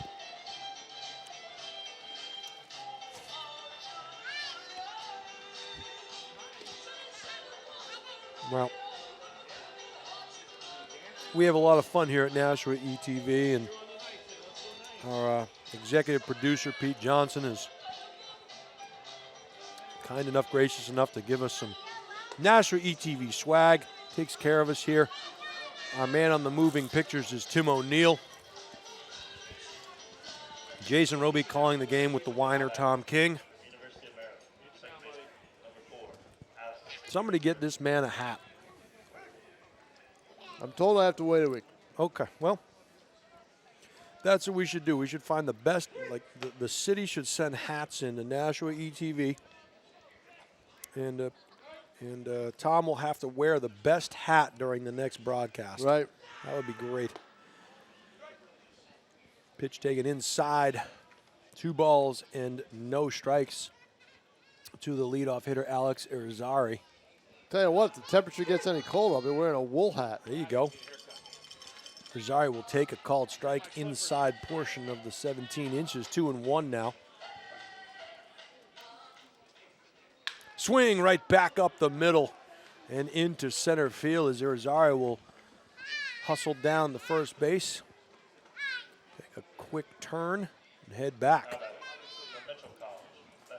So, top half of the 6th inning here.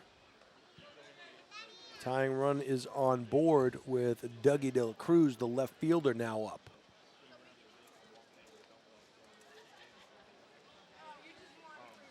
Peering over to first and throwing over to first.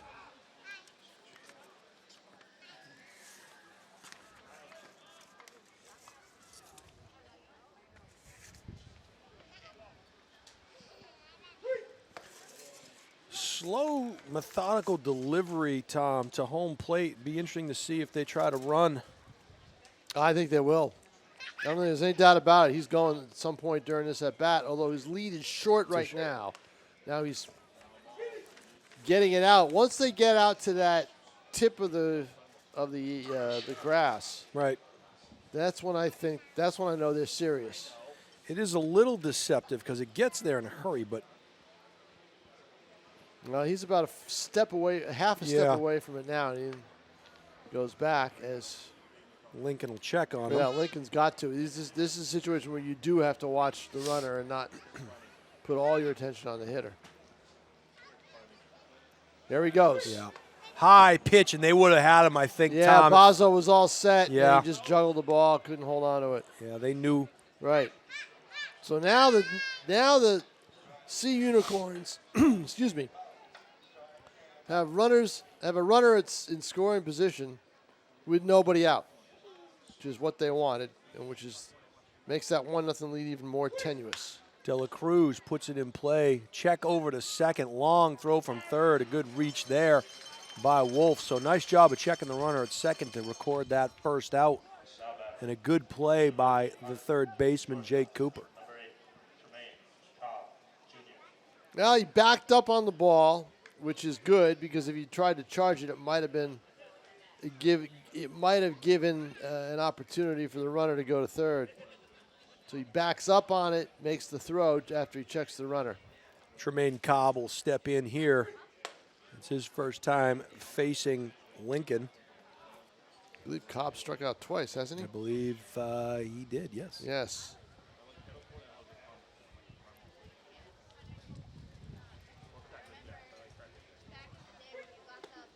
Feeling with this team is that they get 4 or 5 innings out of their starter, keeps them in the game, that the rest of the offense and the bullpen can take it over. So far, that's holding true. And they picked up a pretty good reliever, didn't they, Tom? Did you mention that in your article? Yes. Well, one of them is Welch. George Welch, Right. former Pinkerton lefty. Lincoln is the other one. Right.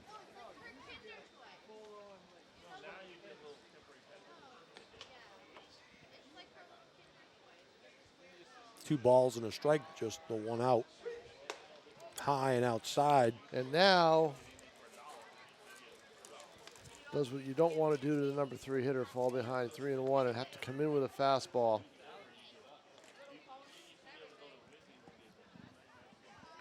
Still.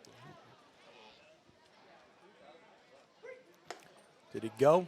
Did they check? Umpire says no. I disagree with He that. had a good look at it, but I disagree with that. I thought the bat crossed the plane. yeah, I did too. And you know, Tom, you mentioned that pregame with us in terms of the 2 umpires instead of 3 and the positioning. That's not typically the call that would be made by that umpire in that position. Right. You know, you would look down to the first base side to see Right, exactly. if he went. Right, and that's my feeling is that, and I don't know if you asked John anything about that or not, but my feeling is that they're going to do it for the playoffs, I'm sure. But my feeling is for the season, this game is just too fast at this level to go with just 2 umps. Right. There's a visit to the mound there, so it was a quick meeting. Runners on first and second now, still just the 1 out. Spencer Bergeron, you have him in class? Yep. Yeah. Recognize him with the short hair?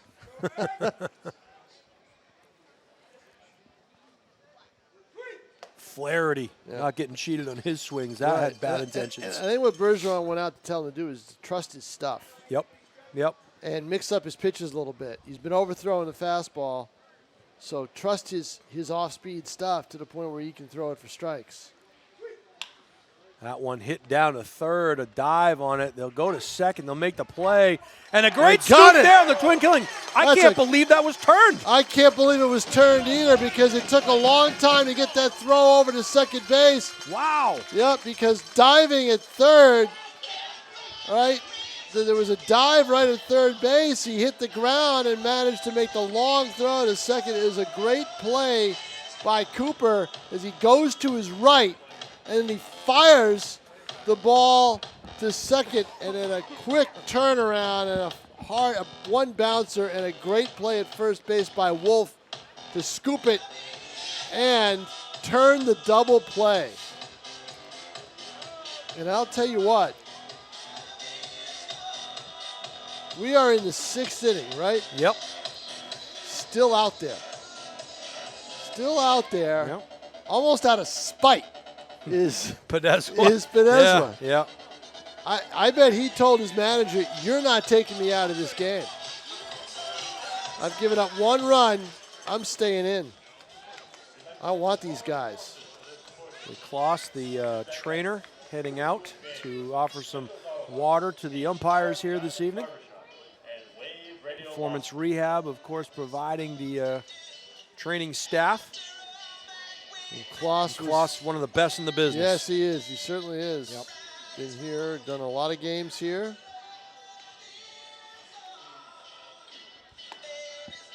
Taped up my elbow a few years ago when the old man fell on opening night. Okay.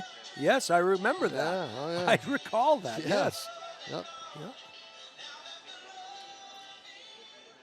Now back. Jack, Checked out my knee when it was 5 times the size it should have been. Well,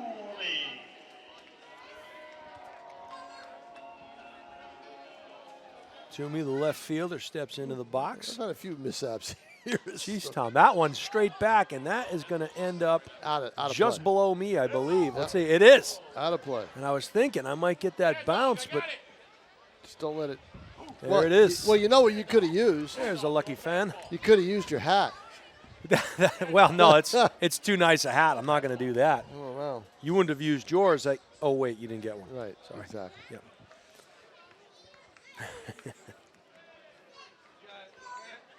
Inside pitch and a nice one there from Podeswa. I'm told I'll get one next week. Sure. Yep. Second Wednesday next week. Yep. High and outside. Ball and 2 strikes now. That's just it. He's amped up now. Yeah. Try to take advantage of it. See if he can get too amped up. Ooh, the answer is no. No, they're going for it. Wow. See, they're trying to pull his off-speed stuff. Take that off-speed pitch and hit it to right field. Sit on it a little bit. He struck out 4 in a row. 5 in a row. 5 strikeouts in a row here. He's dealing. Yep. Yep.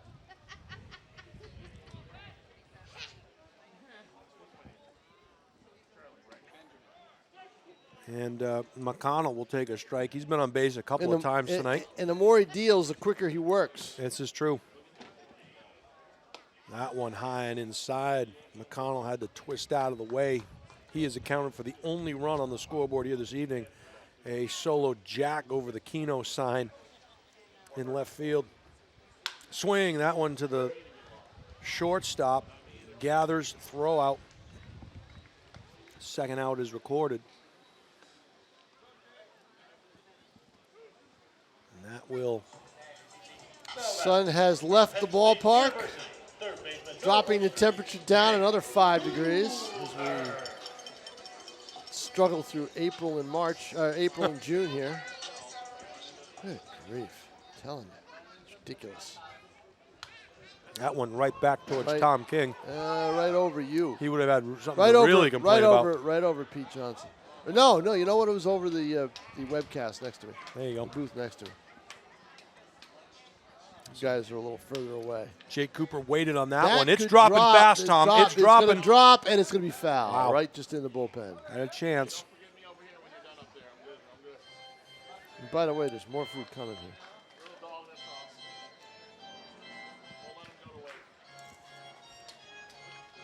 So Cooper down 0-2. 2 down here in the 6th. There's more coming. Come on. Yep. Yeah, all right, sure. Yep. Oh, yeah. Thank you very much. You know why they're feeding us, Tom? Yeah. They don't want to hear us talk anymore. Right, exactly. Yeah. No kidding. Can you blame them? No. Pete doesn't pay us by the word, does he? No. No, he pays us by the hat. Oh, and he got him there. Ball in the Yes. dirt. They'll have a play over at first, and the side is retired. He's still chirping. Still Podeswa talking to just- himself. Yeah. That's got to be it for him. I don't know how many pitches. 6 innings usually the limit at this time in the year. Maybe Yeah. in July you might see 7. But it's going to be a battle of the bullpens, I think. And that's why you want to fortify your offense if you can.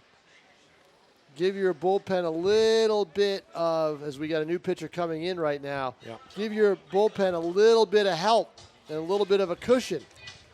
So they'll have to pick up the ball, turn around, and 54. It's 54, and that is Noah Wachter. No, is it? No, it's not. Sorry, I had the wrong one. My 3 was thought my 5 was a 3. It is Brandon Shue. I should have known this number. I saw it the other day. Brandon Shue from Hollis Brookline. There you go. And That's who I was talking about, Tom. Yeah, he wasn't a new reliever. He'd been with the team since the start of the year. Okay. But what he's done is what they want Shue to do, and it's pretty obvious how they use him. I mean, look, you've got 40 guys on a roster, so it's hard to settle into a role, right? Right. Shue settled into one right away. It's middle relief. So he's your maybe your fifth, sixth inning guy, maybe 7th. He pitched 3 innings of scoreless relief on Sunday.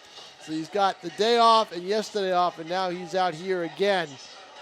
And his first inning, he got in a little bit of trouble, but managed to pick a runner off second, got out of it, and his next 2 innings were flawless. So Brandon Shue was a fine pitcher for Hollis Brookline. Left, actually, for a year to go to prep school, and then came back for his senior year. That's right. And now he's about to start his second year in the fall at the University of Rhode Island. Yeah, he's a 5'9", 175-pound sophomore right-hander. Yeah, his ERA is down. Yep. His ERA is down under 4 now. I think it's 3.62, something like that. 3.72. I believe. I typed it the other day, so that's how I remembered it. But it's down below 4. I'm almost positive of that. And it was in the 5. It was 5 early. So he had a slow start to the season. Those 3 innings of scoreless relief really helped him out. So let's see what he does tonight. Yeah, 3.52 ERA, Tom. That's right. Yep. Not too far off. Nope. Still have the memory for a few things. That's pretty good. Still have the memory for a few things. And this is Jaworski, the right fielder. Face Shue for the first time. Top of the 7th inning.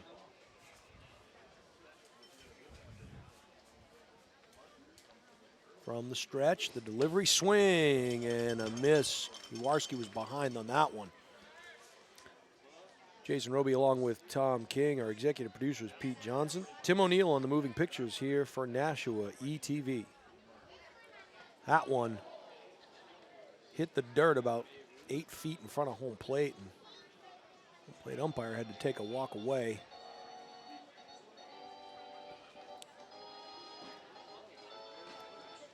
And meeting at the mound as Bazo walks out to meet with Shue, and they head back up.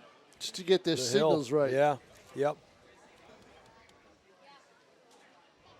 Count is even at 1-1. Shue's a great kid. He was great at Hollis Brookline.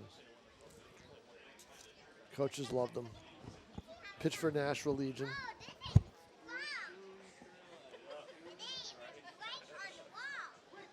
Nice curve. Breaking ball, yeah. Gets that breaking ball going. Gets down and in with it.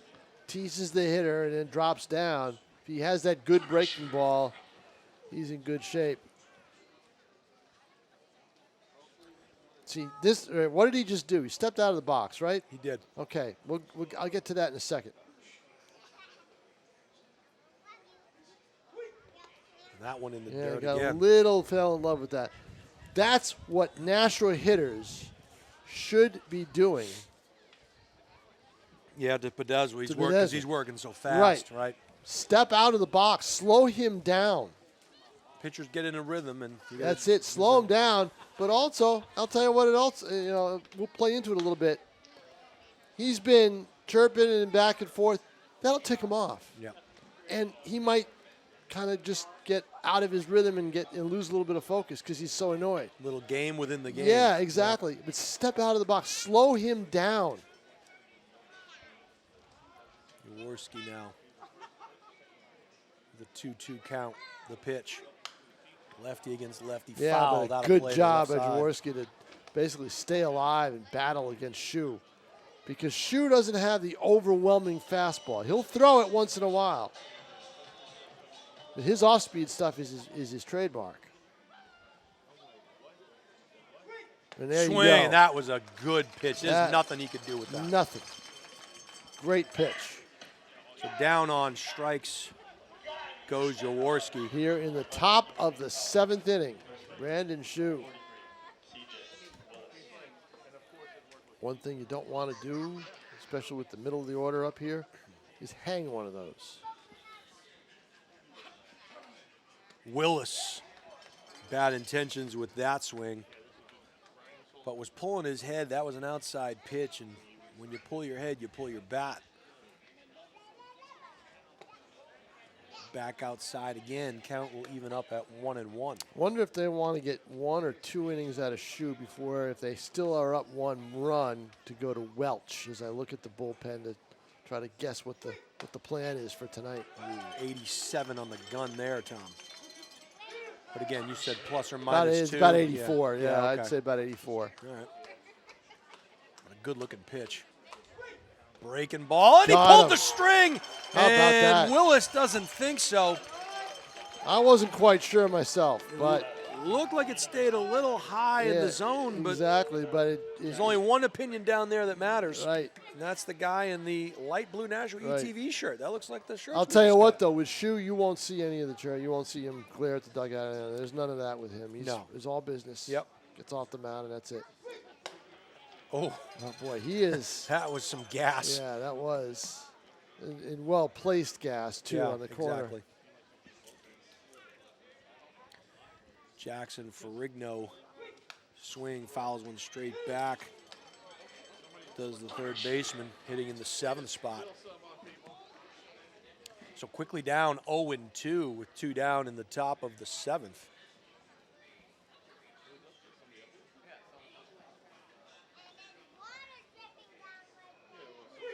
Waiting for the other shoe to drop, and it Wow, does. And Shu Huh? does show some Yeah. emotion there. How about that? I was surprised. And that Strikes was- out the side. that Brandon was- Shu. That was gas right there. That was gas. Boy. Last call from our Summer Nights Tavern and Beer vendors. So we will head to the bottom of the 7th inning. Still just the 1 run for the Silver Knights. That run coming on 5 hits. See, Unicorns have 4 hits. 50-50 raffle about to be drawn here. Tim O'Neill pulls out his 72 tickets that he purchased. We'll Right. see. Yeah. And that was it for our favorite Norwich starting pitcher. I want to see that kid pitch again. He was fun to watch. He was. A lot of emotion. I loved it. And he battled. It was a battle. Yeah. Yep.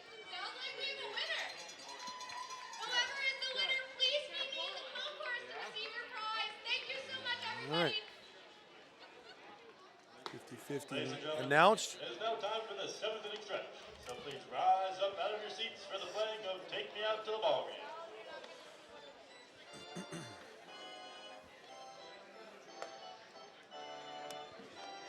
So we'll close the book on Podeswa. Take Run me out on- to the ball game. Blares over the loudspeakers. A run on 5 hits. Big thing was the strikeouts. 1, 2, 3, 4, 5, 7. I had him at 7, but I may have missed a hitter here or there as I was shooting photos and whining about my hat or lock up. Let's see here. Now pitching for Norwich. Yeah, I think you're accurate. All right. I think you're accurate. Walked 2 hitters back to back in the 3rd, and I think that's it for that too. So good night for Podeswa. Probably needed just a little bit more support. Most nights that's probably good enough for a win, right, Tom? Yeah, exactly. Needed a little bit more support, a little less defense from the Silver Knights because they turned a couple of double plays. So, including a big one just an inning ago or 2 innings ago. This is number 38, Andrew Gatland on the hill. He is a 6'3", 185-pound righty, a junior at a Middlebury College. He is from Western Springs, Illinois. And he will face the pinch hitter here, Tom. McDermott, but let's see. And they played McDermott's music, I believe, right? It is McDermott. You're right. Yeah. Yep, you're right. I mistook the 6 for an 8. So I've shortchanged him a couple of times now, huh? He's down in the count. How many times have we looked up and seen a Yeah. Silver Knights hitter down in the count 0-2? I mean, not so much by their own fault. And I mean, the Unicorns are throwing strikes. Swing and a slow roller to the shortstop. Yeah, and a defensive swing at that. Yeah. Barely got a little, almost sounded like he broke his bat. It did sound like a broken back. McDermott is retired as shortstop fires over to the first baseman. Some for the nights, first out. some nights the pitcher just has it. And that's the case tonight. The catcher, Bazo, step into the right side box. We'll do battle against Gatlin.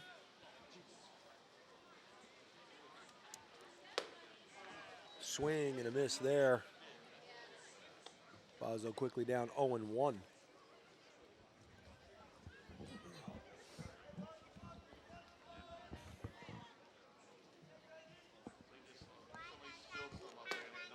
That pitch. Another one down inside, 0-2. Yeah. That's one you kind of have to swing at, I think. Now it was placed pretty well. Tough to get the hands around on that inside pitch. Low. Here's what you're having trouble now all of a sudden getting ahead in the count and making the pitcher work and putting pressure on the pitcher. So in my mind, it's time to do something unconventional. Sure. Unconventional. Yes, unconventional. Yes, exactly. And that's not it. Down on strikes you goes let that Bazo. go. Now Musashi is up. I'd lay one down. You're not getting much Yeah, I was with your gonna. offense. You're right, Tommy. It might. You know, you got I'd some drop- speed here. Third baseman's playing back. Yep. Just drop one down. You're gonna get there. You know, well he's now. You got to he's- manufacture something. Now he's you got it. You got to work it a little bit. Sachi, a swing and a miss. Boy, I'm telling you.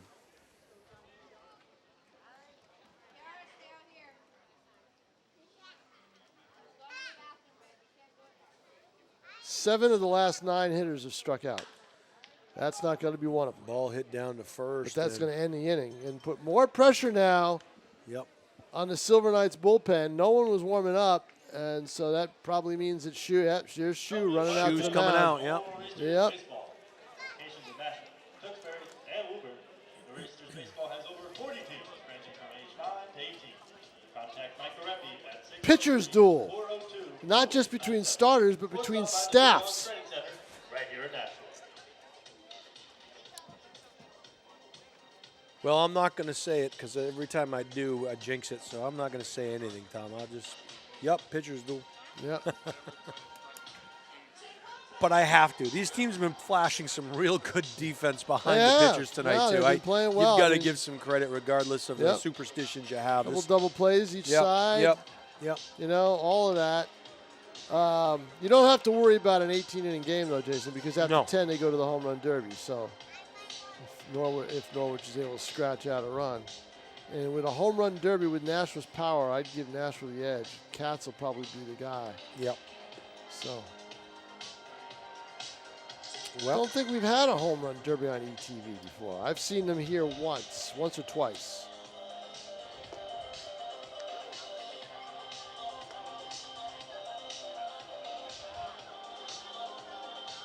so you want to explain how the home run derby works, Tom, in the event that we get there?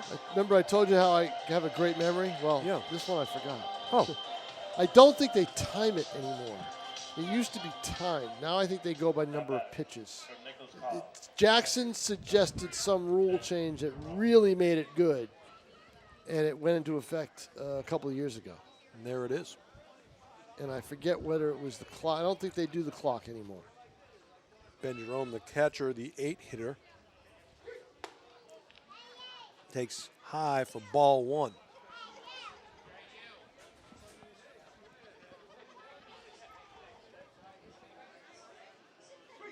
Swing and a miss.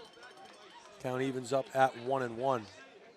86 on the gun for that pitch. And you designate your guy, but you could also sub in. But I think once you sub in, that's it. The other guy can't come back. Okay. Breaking ball and a pretty one there from Shu. Well, that's just it. At one point, they're going to have to sit on that breaking ball because they got to know it's coming. Right. That pitch low and in Yeah, the you dirt. got caught. His spike got caught. You see that? Yep, yep. Slipped a little bit. 2 balls, 2 strikes now to the 8-hitter Ben Jerome.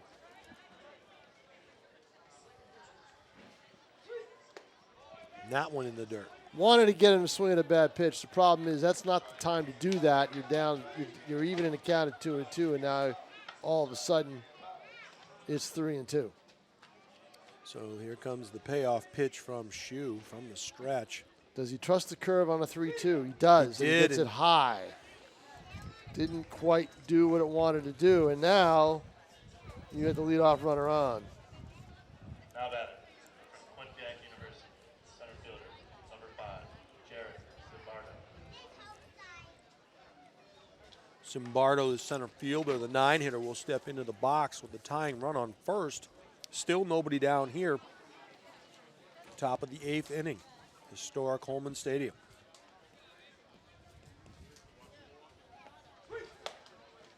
Almost a quick snap down throw to first from Bazo, but he held on to it. That pitch was a called strike. You were ahead 1-2 in the count. You lost him. You got to know the runner is going to start to be on the move at some point. That ball, he Popped was up, infield fly. on that, yep. So that is automatically out.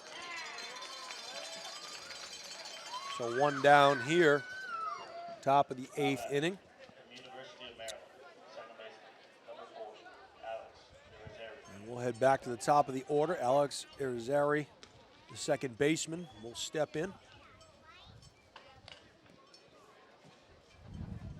to face Brandon Shu. Shu will look over to first, check on the runner, come to the set. Runner's got to be going at some point. You've got a guy who throws off speed, right? Well, that wasn't off speed. No, but that true. wasn't. Right. But ball takes a little longer to reach home plate. Go. You got 1 out. My guess is he takes off here. Well, maybe not. He's half a step off that curve. Yep, wasn't going there. Huh. Half a step off that point. But he's got to be going during this at bat, I think. You don't want to do it with 2 outs.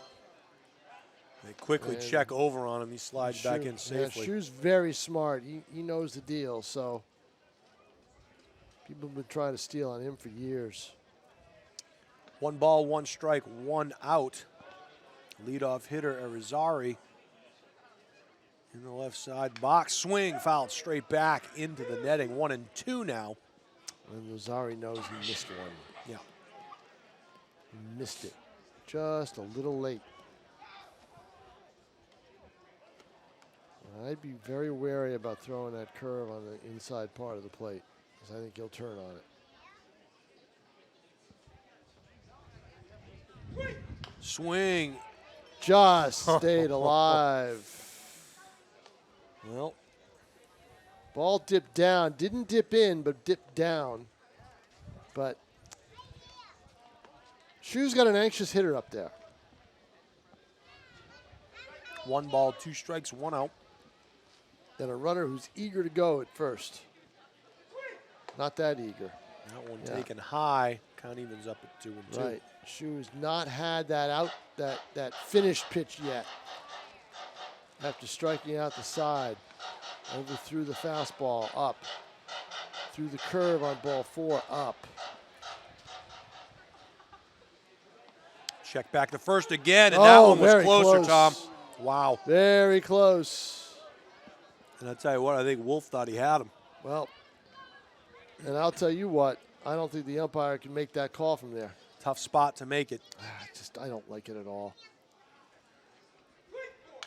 That one fell Fastball back off went the right hands. on attack mode. Yeah. Pitch to contact there. And now, if I'm the hitter, I'm sitting on a curveball here at 2-2 because that's what Shu loves to throw.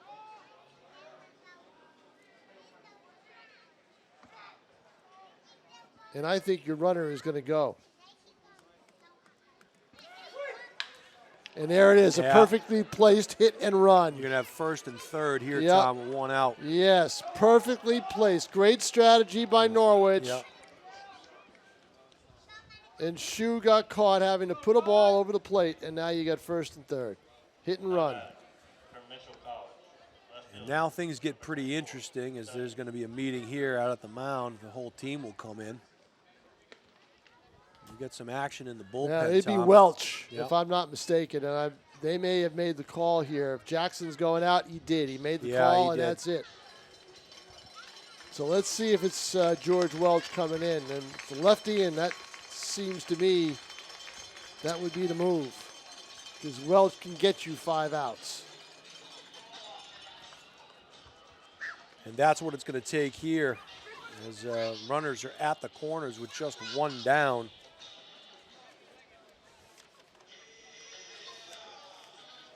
Now pitching for the Silverknights from Plymouth State. No, it's not Welch. Wachter.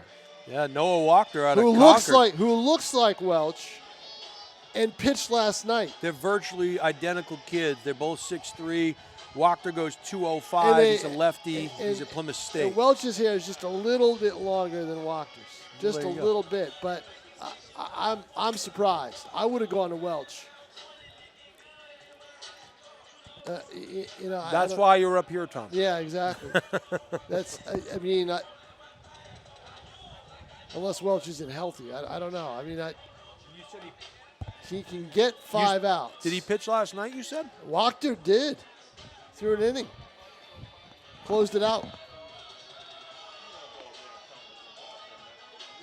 Closed it out and was the beneficiary of a nice throw down to second to get a runner. But hasn't always had that good fortune this year, whereas Welch has been basically lights out. Well, a tying run, 90 feet away.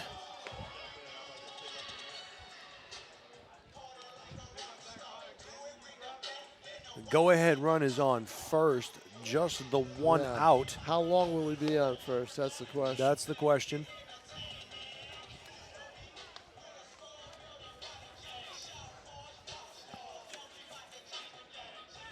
So the numbers on Wachter.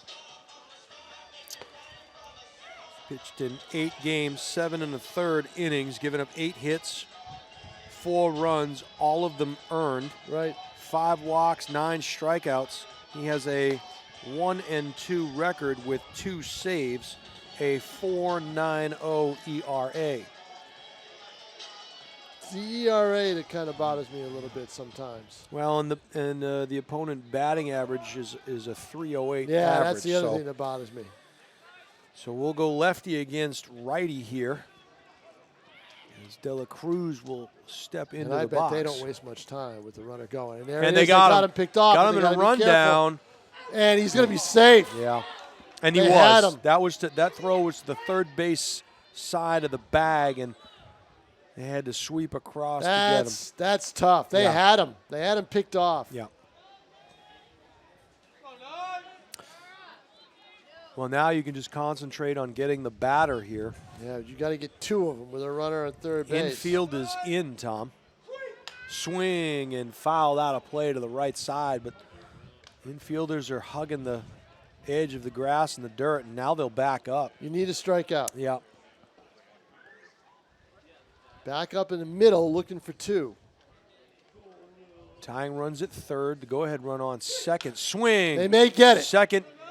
What's he doing? He's throwing to first to get the second out, and the ball game is tied. I don't believe that. That's a double play ball. No, it wasn't. Didn't you Runners. think? No, runners. Oh, that's right. There was no runners runner on at second first. and The runner on third. second. That's right. I'm Yeah, sorry. runners on second and third. He had no shot. at home. My brain cramped right there. That's all right. I was thinking there was a runner at first. Forgot all about that. So the game is now tied on the slow roller. He had nowhere else to go but first base. That's why I was surprised the runners were moving back. Right. The infielders were back. Threw me off. Tremaine Cobb, the shortstop, now up. He struck out a couple of times here tonight. That would have been a good double play ball, though, wouldn't it? Yeah, absolutely. That would have gotten him right out of the inning. Absolutely. Well, interestingly enough, Tom, if they get that pickoff play, they're out of the inning. But The missed pickoff. Yeah. I'm trying to think of where they went wrong on that. Well, the throw came a little late, and it was to the third base side of the but bag. It had to be towards the first base side of the bag. But here's the thing, and this is why. They couldn't really engage him in a rundown. No, because he had no intention. He was going, and your runner at third was watching. Right. Yeah. They couldn't engage him in a rundown because the runner at third base would have gone and tried to home. And then you know what happens in that situation? Everybody's safe. Everybody's safe, and nothing works. And you're down, and you got a tie game. You're a glasses half empty kind of guy, aren't you, Tom? Yeah. It's always empty. All right. And bases on ball here to Cobb as he'll trot down to first base. Runners at There's the corners a runner now. at first. Yep. So now the go-ahead run is standing on third. And this is, I believe, got a pinch hitter. I believe it is a pinch hitter. Yep. Fairfield University, number 22, Tyler Kim. So this is number 22, Tyler Kipp. Yep. Freshman at Fairfield University, the 5'10", 185-pound righty, calls Monroe, Connecticut home. So he's got a chance to put the Sea Unicorns on top here with one swing of the bat. So that run will be charged to Shoe. Right.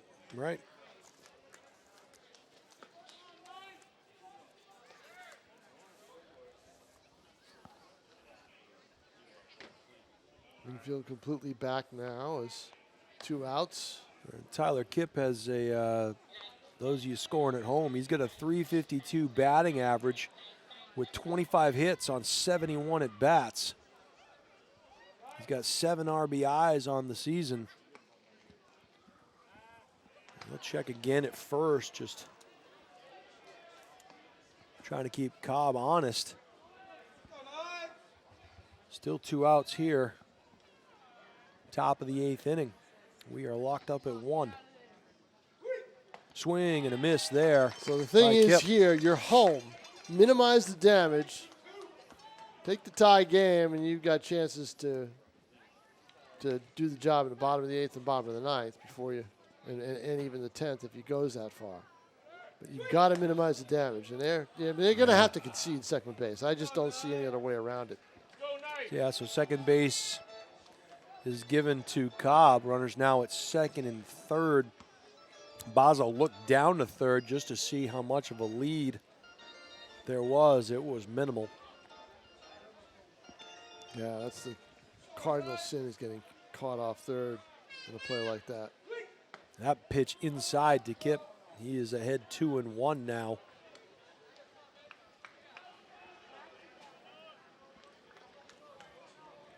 So now Wachter finding himself in a pickle. That pitch well outside. Yeah, Wachter does not have the strike zone. He's falling behind.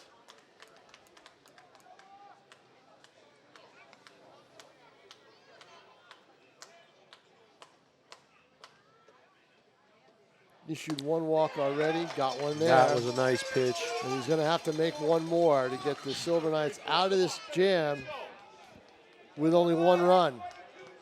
Everything even up. And I don't think he messes around, Tom. I think he's coming straight cheese here. He's going to come with his best fastball. We'll see what he does, though.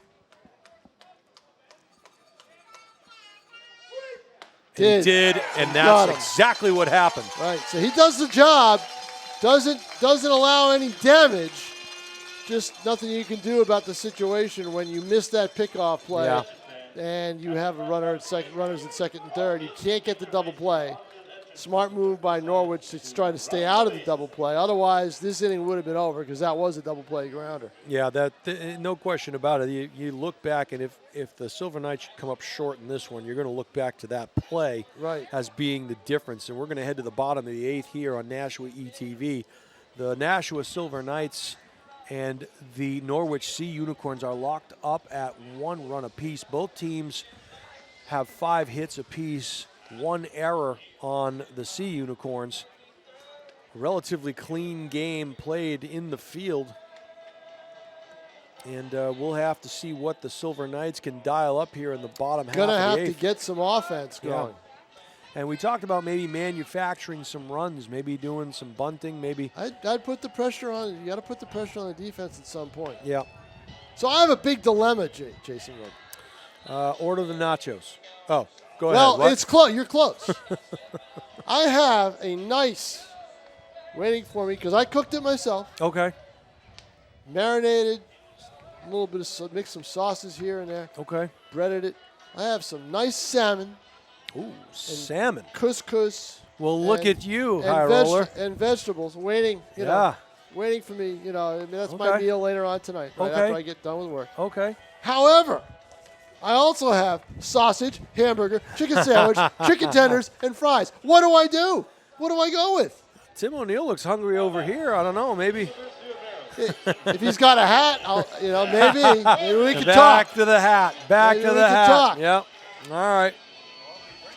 What a dilemma to have, though, Tom. It is. That's quite, you know. It's a big dilemma. There are worse things, you know.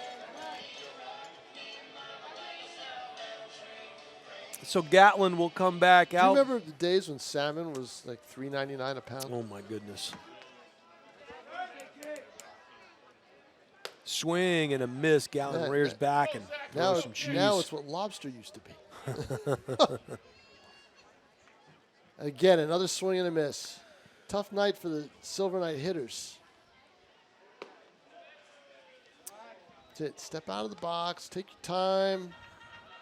You know, Martin make him work. has the count even at 1-1 in the bottom half of the eighth inning. Breaking ball and Caught him off guard, but Yeah. that may be tough. That may be a tough catch. You're not going to make it. good hustle, but fortunate for Martin. He'll get another swing at it. That one did catch him off guard, and he is down 1-2 to Gatlin. I'm going to need a shopping bag to get out of here. Most people would be saying thank you for the food. Tom hit down to first base and Oh, chance almost ate him up. here. No, just barely. Recovered in time at first base. Yeah, he stayed with it nicely, did Willis, and was able to record that out. Yeah. Good hustle by the pitcher, Gatlin, to get over there. It really wasn't as close a play as I thought it would be. No. It's a good fundamental baseball being played there by the Sea Unicorn defense. As the first baseman, Kyle Wolf, will come up. He's fielded his position quite nicely here this evening.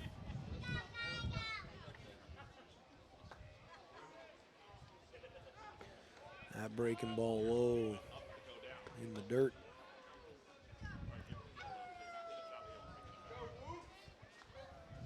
And that is George Welch in the bullpen, I'm pretty sure. Okay, lefty. Yep. And that one hit out towards Welch there in the bullpen as it Way foul. takes one bounce on the asphalt. And When's the last time you saw a Silver Knight hitter ahead in the count?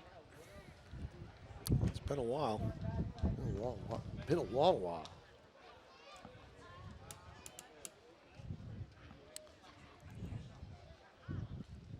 That pitch in fact, the dirt. In fact, if I'm not mistaken, it might have been when Toomey was up 3-0 in that count.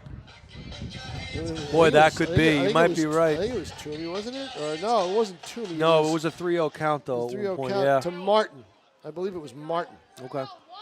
up 3-0. And that was back in the fifth. Ooh. Big swing there from Wolf.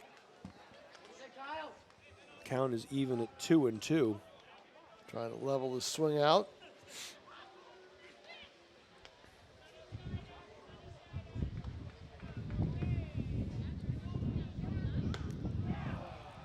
And down he strikeout. goes, another strikeout. So, and you're right, Tom. We've been calling for it. Everybody's swinging. No one's. I mean, it's time to maybe. Might be too little, too late in terms of manufacturing something, but maybe they're hoping Katz just ends it with one swing of the bat here. No, it's not that kind of game. I'll remember you said that. Yes, exactly. It just doesn't feel like that's that kind of game. It's He's going to have to hang one because they're not catching up to the fastball tonight. ooh, Outside. Yep. Right outside. yep. I don't know. It's windy out here, Tom. I'm telling you, it's windy. I feel the wind. Well, there must be a lead flag out No, there. the flag is blowing if you look at it now. It's Okay, there it starting to is. move a little Yeah. bit. That It's, pitch catches it's outside windy corner. because we can hear it in our headsets. Yeah. Blue.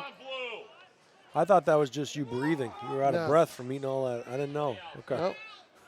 Nope. No, see, I don't eat on the job, Jason. Well, I don't eat much on the job.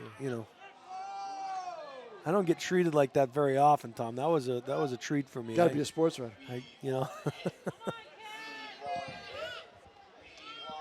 One ball, 2 strikes now.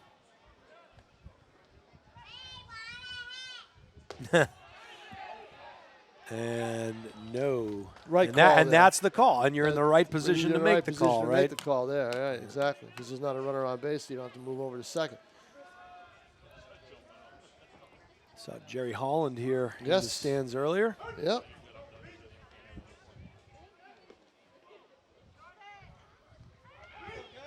Timeout called.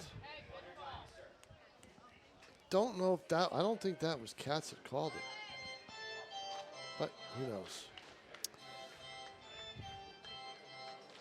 DH for the Silver Knights steps back into the box, taps the edge of home plate, and here we go. Deuces are wild. 2 balls, 2 strikes, 2 Fastball outs. coming. Nope, Yahtzee! curve. Oh, Curve. oh, just missed. Curve, pulled the string. He and Katz, did, yep. Katz had to swing at it because it was a strike. And a good play there And by that'll the do catcher. Yeah, Yep. it was a curveball, Tom. It was a curveball, and it was right in the heart of the plate. Katz was thinking fastball. Yeah, and and that's why he missed. exactly. So we go to the 9th here at historic Holman Stadium. We are all tied up at 1, Norwich and Nashua, but it doesn't feel that way, does it? Well, you look at last night's games, right, Tom? You look at the Sea Unicorns beating Brockton 18-7. You look at Nashua 8-7 winners over the Starfires last night. A lot of runs scored in those games. A lot of runs scored against some weak pitching. Right, and this exactly is, right. This is George Welch on the mound now. Here we go.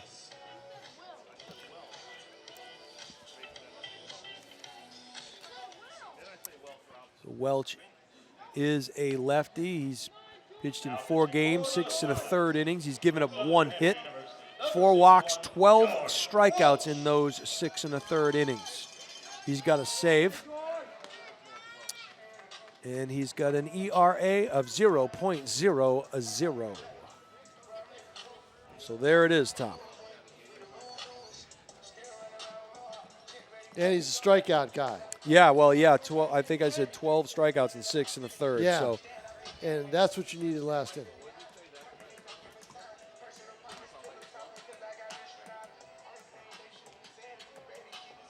He does have the drama, though. He will use all his pitches. He'll go 3 balls a few times here on some of the hitters. Welch has always been that way. well, it's been an entertaining game, up to this point. If a lot of Good, people yeah. love to see hits, but this has been great from the It's been standpoint great. of good you got a pitching home baseball. run, you Yep. got good pitching, it's Yep. defense, some That's right. strategy. A lot of things going on the field tonight. Hope you're enjoying the game at home in Nashua, in Bedford, in Chester, and if you're watching online, anywhere you are, I hope you're enjoying this ball game because this is a good brand of baseball. We're lucky to have this league and this team here, and my guess is it'll be here for a long time. It's already been here 12 years. It's the 12th year. It will be, Jason, at the end of this season. This will be the longest running franchise as a tenant of Holman Stadium. We'll look at that, huh? Yeah. That's great. And I want to bring up a name from the past, B.J. Neverett, former manager of this team. Was with the team from day one. Day one. As a coach and player procurer, and then managed the team in 2 separate occasions, Yep. not 2 separate seasons, but 2 separate stints. Did it for 1 year, managed the best team that the Silver Knights have seen. That was the 2012 team Right. to a championship. I'd have to say the second best team was the one 2 years ago, because of the fact that it was the COVID year where a lot of the D1 players had nowhere else to go, so they played here. They played here, sure. Yep. Yep.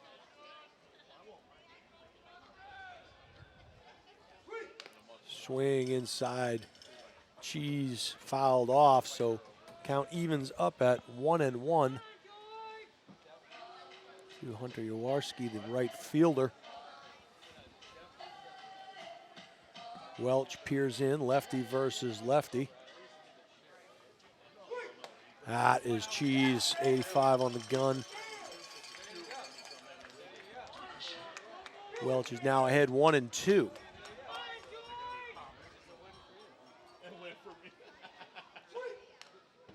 Just getting a piece of it there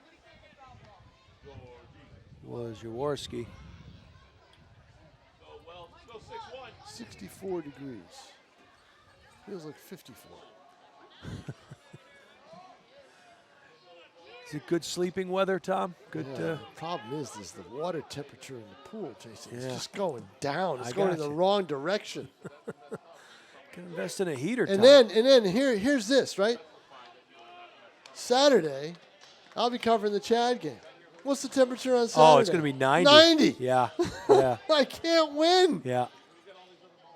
Yeah, I talked to, that pitch is low. I talked to Nick Hammond, one of the assistant coaches for the West team, and Yeah. I talked a little bit about some of the personnel they have on that team and some of the personnel they're going to be facing on the East team. That should be a pretty good game. It should be a real good game. Yeah, but it's going to be hot, and you know, the fact that they have that many kids, that give a lot of kids a chance to play. Stay hydrated. Swing and funny spin on that one, Tom. You under. heard it off the bat. It just Yeah, but you know what? The shortstop was looking more at his pitcher when he hit the ground than he was the ball. got to make that play. Yeah, as Masaccia has made a couple of mistakes in this game, you know, at the plate and in the infield. He's showing that he's a high school player, and I just think there's too many of them in this league. Too many incoming freshmen.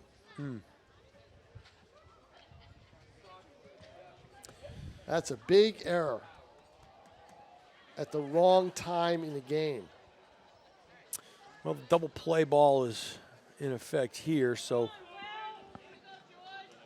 we'll see what C.J. I mean, Willis does. My man, you know, I've been saying it over and over again. Cap the high schoolers at 3. Now, great, you've got some guys that high schools that belong automatically, and he's one of them. The way he's played, He's a good player. He's we a saw good the kid from player. Exeter a couple of years ago. right? And of course, Doyle came in Right. here and pitched lights out the other day. So, I'm not saying they shouldn't be in the league. I just think that you don't want 6, 7, 5, 6, 7 on a team. I think what you want to do is you want the league to, you know, stay true to its mission and keep it around 3. Cap it. Because sure. I'll tell you what happens in a second. There's the runner. Steals it. They've been running all night on Nashua, and Ran on that one, and they were showing bunt yep. and just mixing it up a little bit, and that's really what you got to do. So the go-ahead run is in scoring position with nobody out here. Right. So George Welch just turned and gestured to his third baseman, saying, "Here's what we do if it's hit this way or hit that way." You hear that wind? He's showing bunt again, and that pitch is high. Yeah, Did you hear that? I did. I imagine we did. picked it up on sound, saying right down the middle. Yeah, it was, but it was also high. It was a little high. But listen, man, we're undefeated up here. I've So never high he couldn't bunt it. never called a bad game from up here. Welch just got to come in with a hard fastball. The balcony Muppets are And he alive does. and well here, and it went right back up the middle, and And that's it. Satya can't get it. Here comes the go-ahead run, and it'll be 2-1 C Unicorns. So they hit him where they ain't. Basically is what's happened. So getting the job done there was C.J. Willis, the first baseman. He hit one right back up the middle and plated the run. 2-1, C Unicorns. Toughest lead to protect in baseball, the 1-0 lead. It never seems to hold up.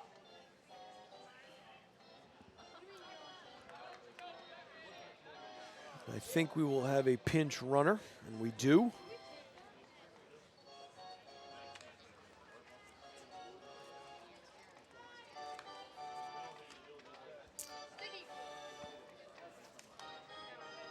That pinch runner is Drew Crone out of the University of Connecticut.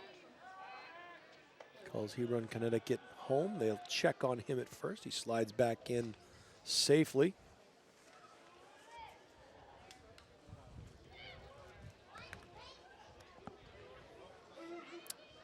Jackson Ferrigno takes outside high fastball for ball 1.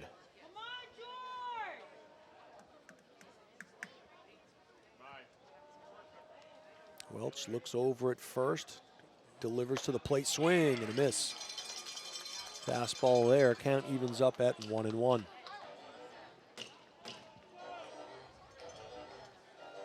The lights are on here at Holman Stadium.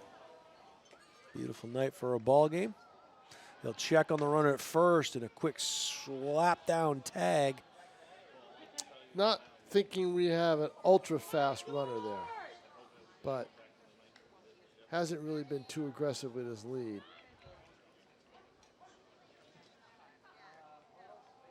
He's going to go. We'll test that one right now, Tom King. And he is in there safely with a stolen base. Tom King getting some pictures for the Telegraph. Yep, you heard that one. I heard that one, and I heard the one before that as well. Yeah, the one before that was out of focus. Yeah. The multitasker, Tom King. Can get a shot. Man of many hats, except for the one that he wanted. Except for the one I want.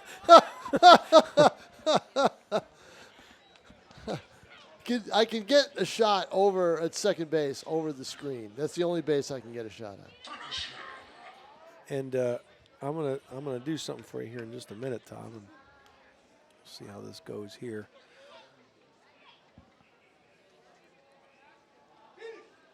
Welch comes to the set. We'll check on the runner at second.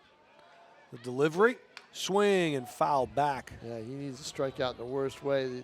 So now what you want to do is you just want to keep. They minimized the damage last inning to 1 run, but now you want to keep it to 1 run in this inning, and don't go into the 9th down 3-1 or 4-1.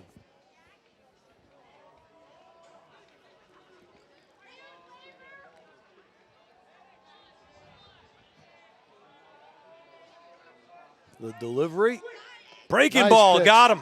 Yep, they were timing the fastball over and over and over again. They were making contact. Welch hadn't really mixed up his pitches much all night until that time when he comes in with the slow pitch, and that will, once you're throwing fastball, and then all of a sudden you come in with the slow changeup or the slow curve, that'll do it. That was a huge out. Still have the runner in scoring position, 1 out here in the 9th. In a 2-1 game now. The catcher, Ben Jerome, steps in. And I'll look back to those innings where the Silver Knights had the bases loaded and runners in second and third and left people on. And you mentioned bases loaded, first pitch swinging, I think, on one of those, right, Yes, Tom? Is that yeah. right? Yeah. That's the mistake. I think Masaccio was at the plate. Yeah. And then that rundown play in the field from first to short that just should have been an out.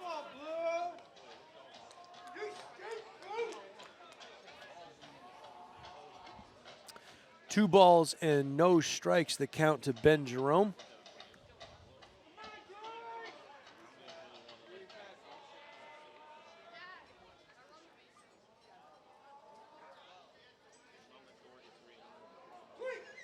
Nice pitch. Strike. And I'm surprised there, Tom, that Ben did not ask for time on that play because it felt like Welch just kept peering back and forth and back. Yeah. Yep. Exactly. 2 balls and a strike now to Jerome. Sneaking in over at second base to try to get maybe a pick And there's your timeout, but I'm going to tell you right now. Well, Welch was taking his time because I think he was reading what his catcher wanted because his catcher's looking down to second base. Yeah. As the runner as they were starting to sneak in on him. Well, I hate to say I think they would have had him, but I think they would have had him. I think they would have had him. I think they would have had him big time. Swing and a miss and a good pitch there. Count evens up at 2-2. The danger is that you don't want Welch to deliver the pitch and then have him hit to the vacated area.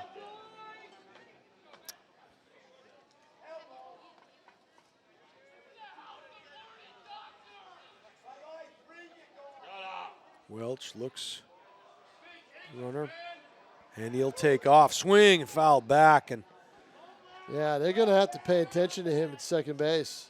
He's definitely looking to get to third. we got a great jump there. And He was there. If he doesn't swing, because he has to protect the plate with 2 strikes. So, but if that's a ball outside, he's at second. He's at standing at third base. absolutely right.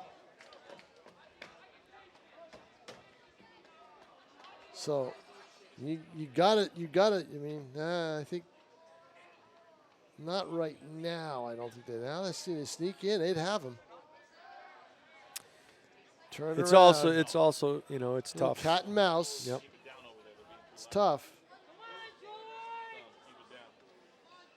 Happens a lot in a high school game. That pitch was high and outside. Count goes full. Yeah, but the Sea Unicorns are accomplishing what they want. They're Yeah. making George Welch throw a lot of pitches and go to 3 balls on them. Still just the 1 out here in the top of the 9th. Sea Unicorns have plated the go-ahead run, looking for more. And there he goes. Swing, foul to the Another right. one. Yeah. Boy, at some point,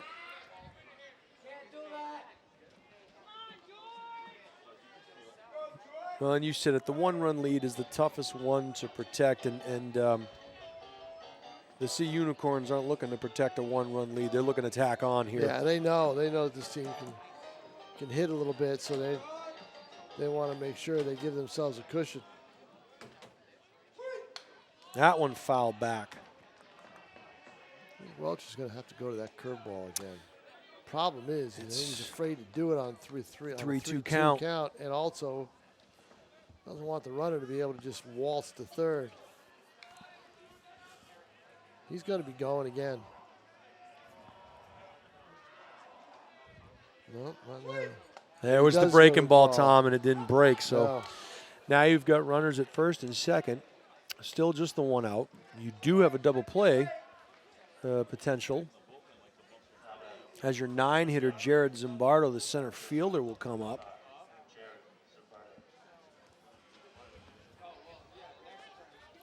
You got 2 runners on here. I'd try the double steal right now. Why not? They're definitely looking to move these runners around without the benefit of the hitter. Ooh, good cheese And there. that's one of the reasons why. They know Yeah. Welch can bring it. So Zimbardo wasn't catching up to that one. not in the least. He is down 0-1, and let's see if he stays with it here. That's a short lead now off of third, off of second. Just Yeah. outside. That was also straight gas, but also straight outside. So count evens up at 1-1 to the 9-hitter.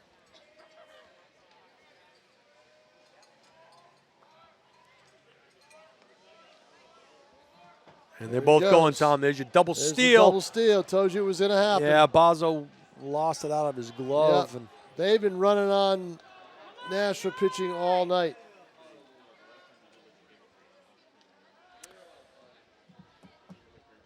so second and third now.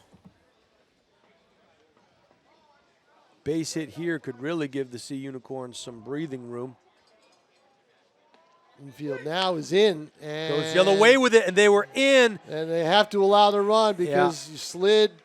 I don't know if he would have I got don't him think anyway. he gets him anyway. You've No. got to charge. If that ball is hit to you, you got to. He wasn't in a position to do it because the ball was to the side. But if it's hit more towards him, he's got to charge it and make the throw home. I think the fact that he was, more towards second base than first base, he had to run almost laterally to get to it. He had to get to the ball side to side. Your momentum is going towards first, not home. Yep.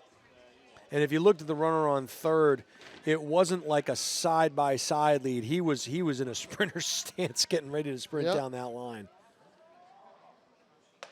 So the RBI, and it's a 3-1 lead. And the runs are now officially unearned. Right.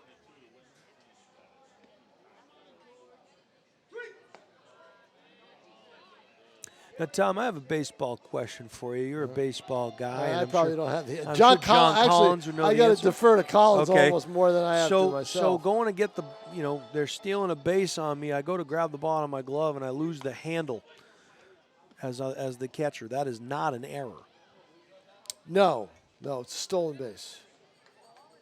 But the error usually only comes on the throw. which is interesting to me because the transfer from glove to hand. Can't assume the throw would get him. See what I mean? Sure. Oh, going the other way there, foul. That's that. I mean, that as far as I know. Yeah, that makes sense, I suppose. Can't assume the throw would get him. The only reason I ask is because it's happened a couple of times tonight. It's happened too. Yeah, definitely. And there would have potentially there could have been a play there, but just unfortunately just got away from you. The error's on a drop play at second. Oh, wow, almost over third base. Cue shot. It would be like, for example, if the second baseman's got the throw clean and then all of a sudden the ball drops. Yeah. I think that they'd charge an error there. But most of the errors you see on stolen bases are giving him the stolen base and the error on the throw that allows the runner to go to advance an extra base. For those of you watching at home here, and we'll watch this pitch first. Deuces are wild. 2 balls, 2 strikes, 2 out. Got to get the strike out here. And they called time. And he had strike 3. But that last foul ball that was hit, you always notice that the runner on third will stand in foul territory because if the ball hits him off a bat, it's not an out. In fair territory, he would be out. Right, and but so in foul territory, no, it's not. And they have that dirt area right there just for that. For that purpose. But so for those of you watching, if you're wondering why they stand outside the lines, they do. And speaking of outside the lines, there is an outside pitch for a called strike 3. So we're going to head to the bottom of the 9th. The Silver Knights are looking at a 2-run deficit if they want to continue this winning streak and push it to 6. They'll need to come up with a couple of runs here in the 9th, 3 to win it. They will head into the bottom of the 9th down 3-1.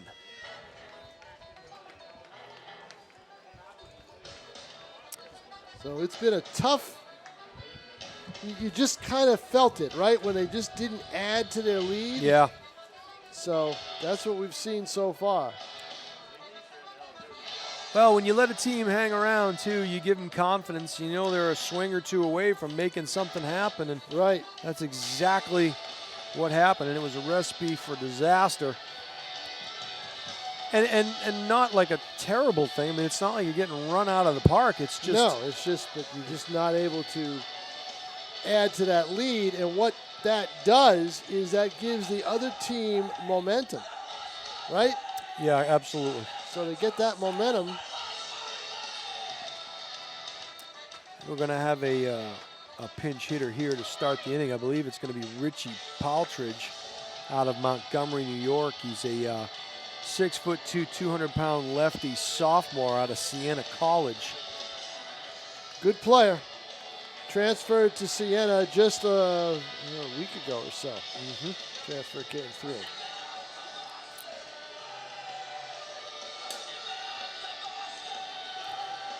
And I'm not sure if Tim can get a shot of this at some point. Tom, you'll appreciate this at some point. Well, I don't know if you have a screen over there, but this is the aforementioned Nashua ETV hat that Tom is yearning for. That just has escaped his grasp. Good hat. It's a good hat. Good hat. Yep. Thank you, Pete Johnson. From Siena College, number 30, Richie All right. Paltridge. We are 2 hours and 38 minutes into this one. It is 8:38-ish on the dial. And as we mentioned before, we do have a pinch hitter in. Richie Paltridge will step into the left-handed box.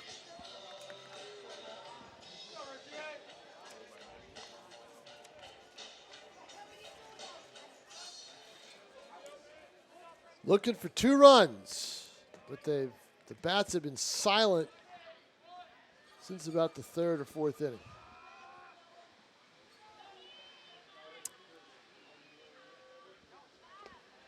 And that ball inside, taken for ball 1.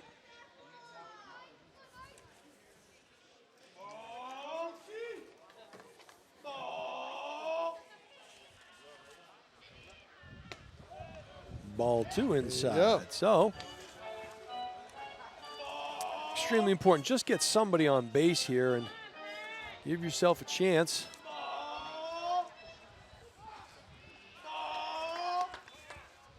Mastery of the English language being Yeah. utilized right below Tom King. Very good. Always happens on these weeknights. There it is. There it is.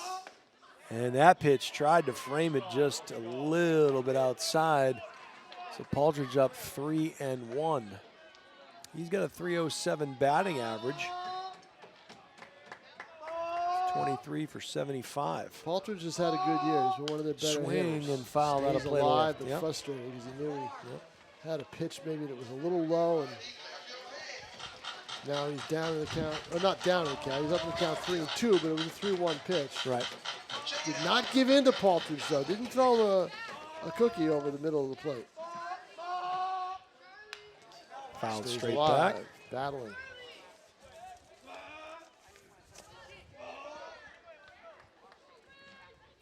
Biggest play of the game may have been the missed pickoff, right? Yeah, that's, I mean, it My all goes mind, back. the It all error- goes back to that, right? The error, it goes out to the error, but Right. but the missed pickoff. Breaking There it ball, is. pulled the string, Yeah. down on strikes. And Yeah. If you throw a breaking ball tonight and it's got any kind of, little bit of that plate or close to it, you're getting run up. And Gatlin coming with the 3-2 curveball. Register that first out.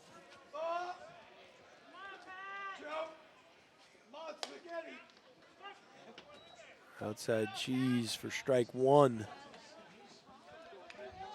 McConnell trying to get on base.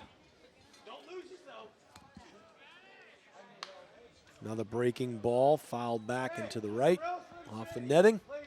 0-2 now. Now, see, here's proof. There's a woman who's just walking on the concourse with a winter coat on. Now, see, I'm telling you, it's cold outside. Okay. Yeah. All right?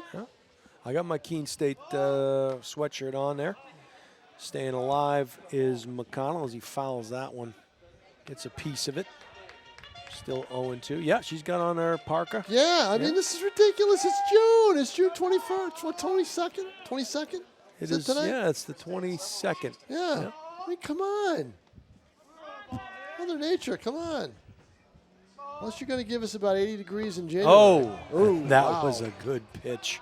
Yeah, but it was way outside. He's fishing. I mean, look, they know they're down. They know they need base runners. They know they need hits. But tonight, the offense went south. Something changed. Norwich in that dugout, talking to their pitchers, must have said, okay, this is what they're doing right now. We can take advantage of it. Well, I'm going to go back to Connor Podeswa, who kind of kept him in it right early on, and yeah, he battled, exactly. and then all of because a sudden, Roberge was dealing, and then all of early a tonight. sudden, he got into a groove, Yep. and they didn't try to slow him down. Well, correct me if I'm wrong, Tom, but I think Roberge had 7 strikeouts himself. Roberge was pitched great. He pitched great. But Podeswa got into a little bit of a groove, Yep. and they didn't, slow it down, step out of the box, the whole bit. And Norwich, which was doing some chirping early, but was chirping back and forth. You see Unicorns maybe leaving here with the last lap. This is true. Not on that pitch, though. No. There were a lot of those last night. There were a lot of pitches over the catcher's head. There were a lot of balls the catcher couldn't catch. I mean, from the visiting team from Westfield, it was not a good. It was the baseball was it was entertaining, but it wasn't well played. This is well played. Yeah. Every pitch has some strategic move behind it. 3-1. So Jake Cooper and the Silver Knights are down to their last strike here. See if he can keep things alive.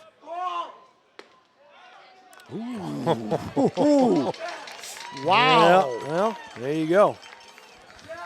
So Cooper will head down to first base. And McDermott, Second baseman, number 26, Jack McDermott. he'll get an opportunity to keep the game alive, keep the inning alive, keep hope alive. Quick move over to first.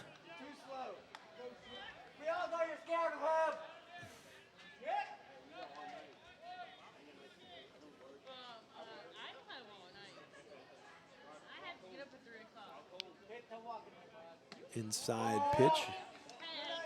Good stop there. Still, the And- runner at first doesn't mean anything unless the ball goes over the Well, fence, right? that's correct. And Jerome, the catcher for the Sea Unicorns, took a quick timeout to go chat with his pitcher just to make sure they're on the same page. And probably just to say, look, we need one more out here. Let's get on a bus and go home. Dermott has other ideas. Swing back up the There middle, it goes. and the tying run is aboard. With a 2-out rally. Yep. So that's going to bring up the catcher, Bazo.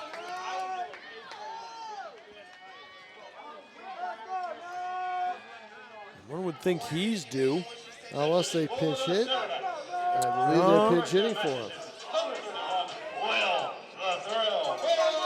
Will McLean There it is. will come in and pinch hit for him. There you go. So the 2-out walk on a close pitch, the single up the middle. And, hey, it ain't over till it's over. And a pinch runner, D'Amato, coming in to pinch run. Matt D'Amato. And you hate to second guess, but you almost wonder maybe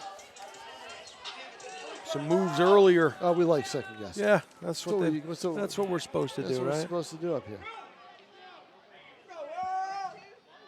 I second guess Collins all the time. Inside strike there.